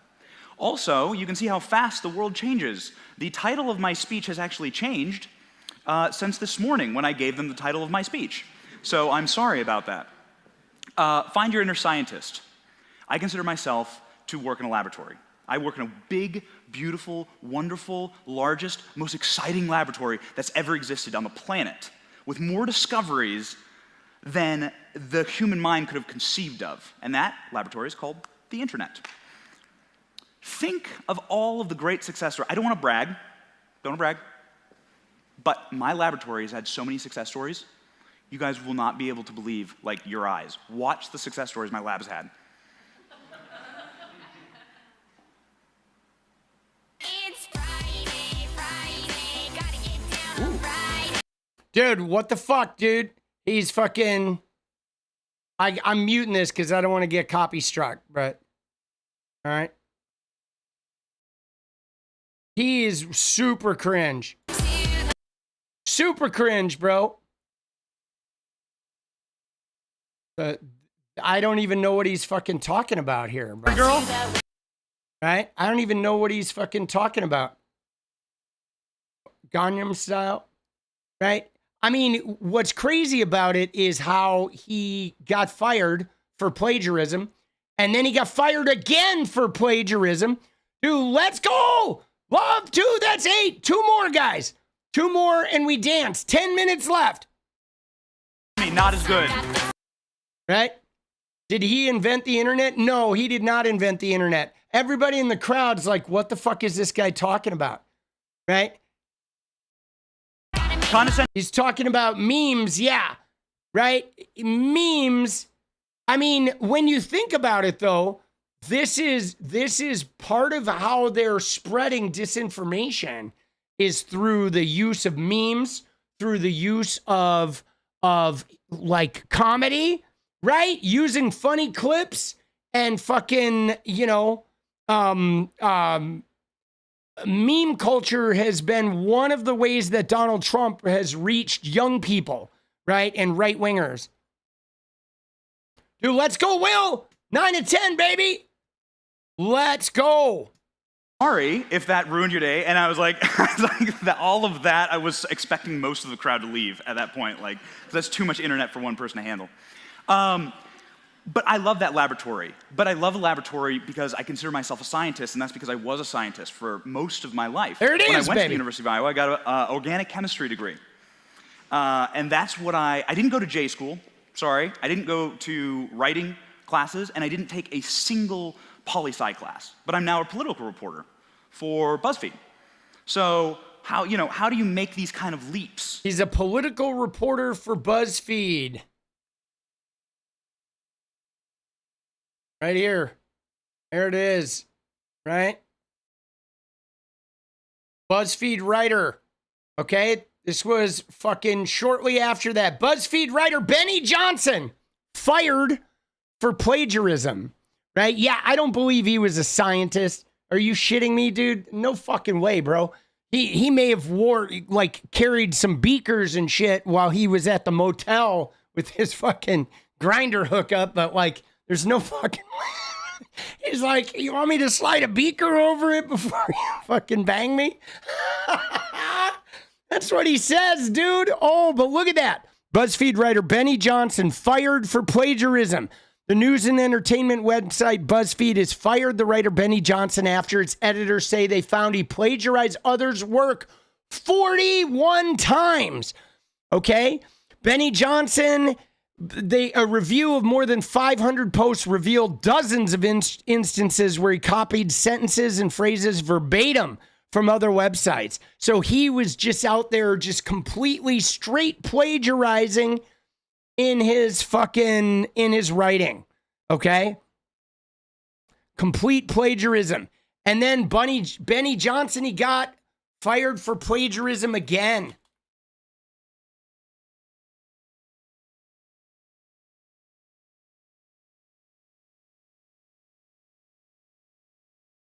And then 3 years later, okay, staffers at Independent Journal Review accused Benny Johnson of plagiarism in 2015, just a year after BuzzFeed fired him. Okay, so he fucking joined Independent Journal Review the year later. So it was 1 year later, bro. Okay, it was 1 year later. He was accused by his colleagues of copying part of an article. Okay, so he was like plagiarizing again, bro. You know what I'm saying? This guy has a long history of it. Like, fucking crazy. Dude, we got to talk about this, Daniel. You have to out these clowns. All right? You have to counteract the energy of these guys. All right. If you don't, somebody said ignore them. No, you don't ignore them. He's got a massive reach. If you ignore this shit, he fucking runs rampant and like there's no counteracting force. You have to counteract this energy. It's really important, man. It really is. I know it's offensive because he's such a cringeworthy motherfucker that you just want to fucking pound the shit out of him, but we got to cover it. But now we're going to dance, baby. We're going to end on a dance, boss. Let's go. Dude, thank you guys. Thank you to all the donos. All right, let's call out everybody. Grease Monkey and Will and Love and fucking Les had several I know in here. Who else did we have? Sam kicking in, fucking Social Butterfly. I can't go back further than that, but I know if I'm forgetting anybody. Oh, wait, no, I have it in here. I can look up here. Mr. Long Ears, okay? Brutus, Kim, fucking everybody, dude. And the early guys were Pendulous and Brutus and Aaron with the membership. Fucking, you guys have been crazy tonight. We're going to fucking tear it up. Dude, I have a good news. Dude, July was a great month, guys, with the streaming after moving from Twitch here in streaming and then all the new memberships and fucking a couple videos that went absolutely bonkers. This month was great. This was my biggest month ever in YouTube. It eclipsed fucking February, which was also a huge month. But between the combination of the streaming here and Jenny doing shorts and Brian Tyler Cohen telling me to change my thumbnails, having multiple videos blow up, including that successful series about fucking Jeffrey Epstein and about Donald Trump and his fucking griminess with his daughter. We had a huge month. I'm inching closer to getting out of debt. I have a long way to go. I incurred quite a bit of debt over the 2 years of leaving gaming to become a political commentator. But the last 15 months have been good to us. This was a good month. All right. It was a good month. Now, it's not going to stay at this month, right? But we're like every big blow up month kind of elevates the months in between. You know what I'm saying? So I'm definitely making a living, and hopefully soon I plan to be out of debt in the next year, hopefully, if things continue. But thank you guys. All right. Without you guys, dude, we wouldn't be doing it. So I know somebody said I'm putting in the work. I'm definitely putting in the work, but it's like, you know, I'm receiving a lot of support that's allowing me to keep putting in the work. So thank you guys. And now we dance. All right. You ready? Get ready to dance. Dude, I'm going to dance under the cool light of fucking, we're going to dance under the editing lights.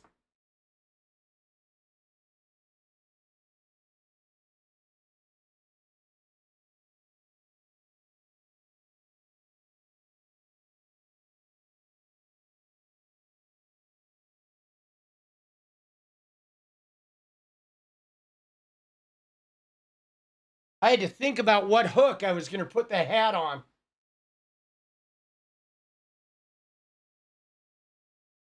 Because you guys can't see it, but there's this curtain right here goes to my living room, right? So I'm in an office that is open to the living room with that curtain. And then there's a door over there that goes into the atrium in the middle of the house that has like leads to Jenny's office and the kitchen and the dining room and the bathroom and the stairs upstairs.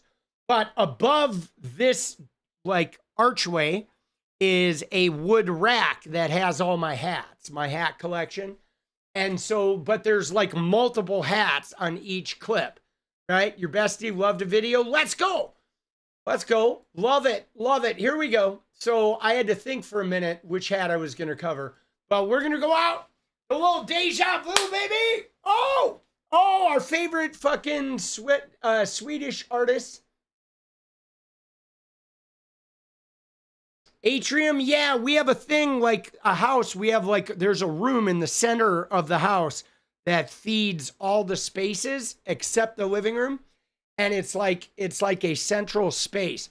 So anytime I leave my office or somebody leaves the kitchen or the dining room or the bathroom or comes downstairs or leaves Jenny's office, you all travel through a room that's like the heartbeat. It's kind of very similar to the way what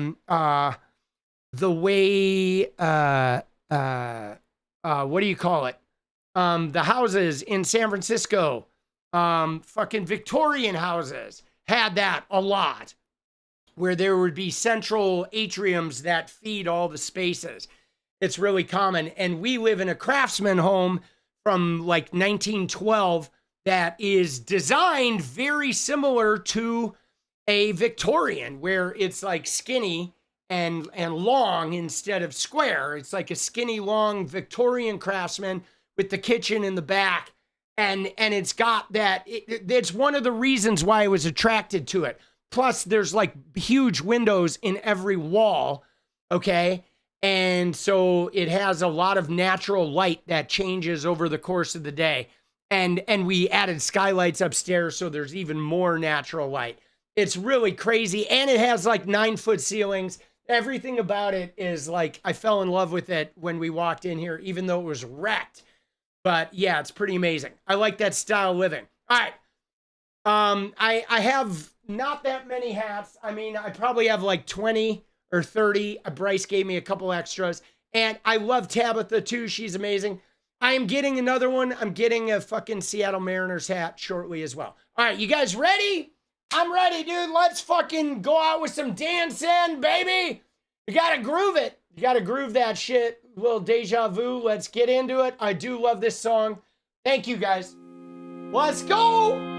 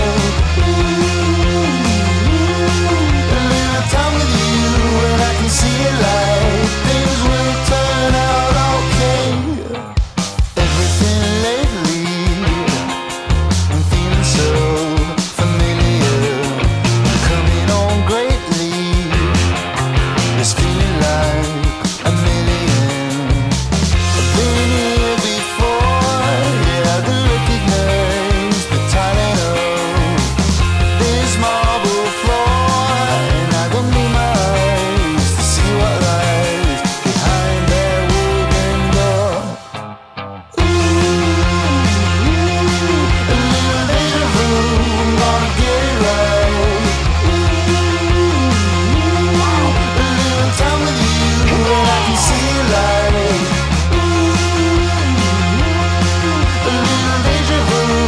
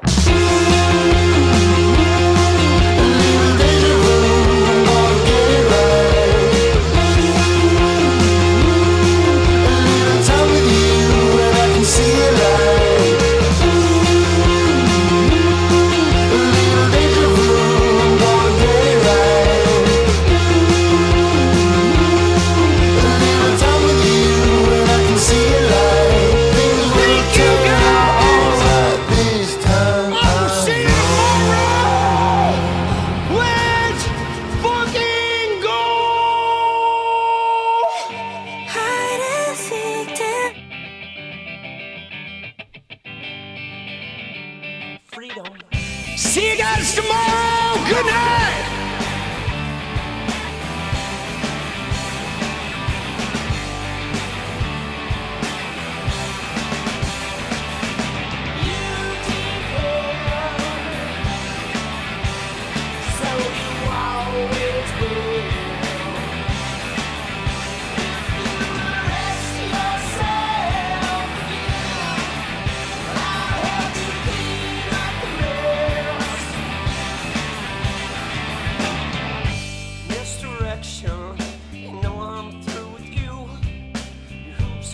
Obsessions, always jumping through.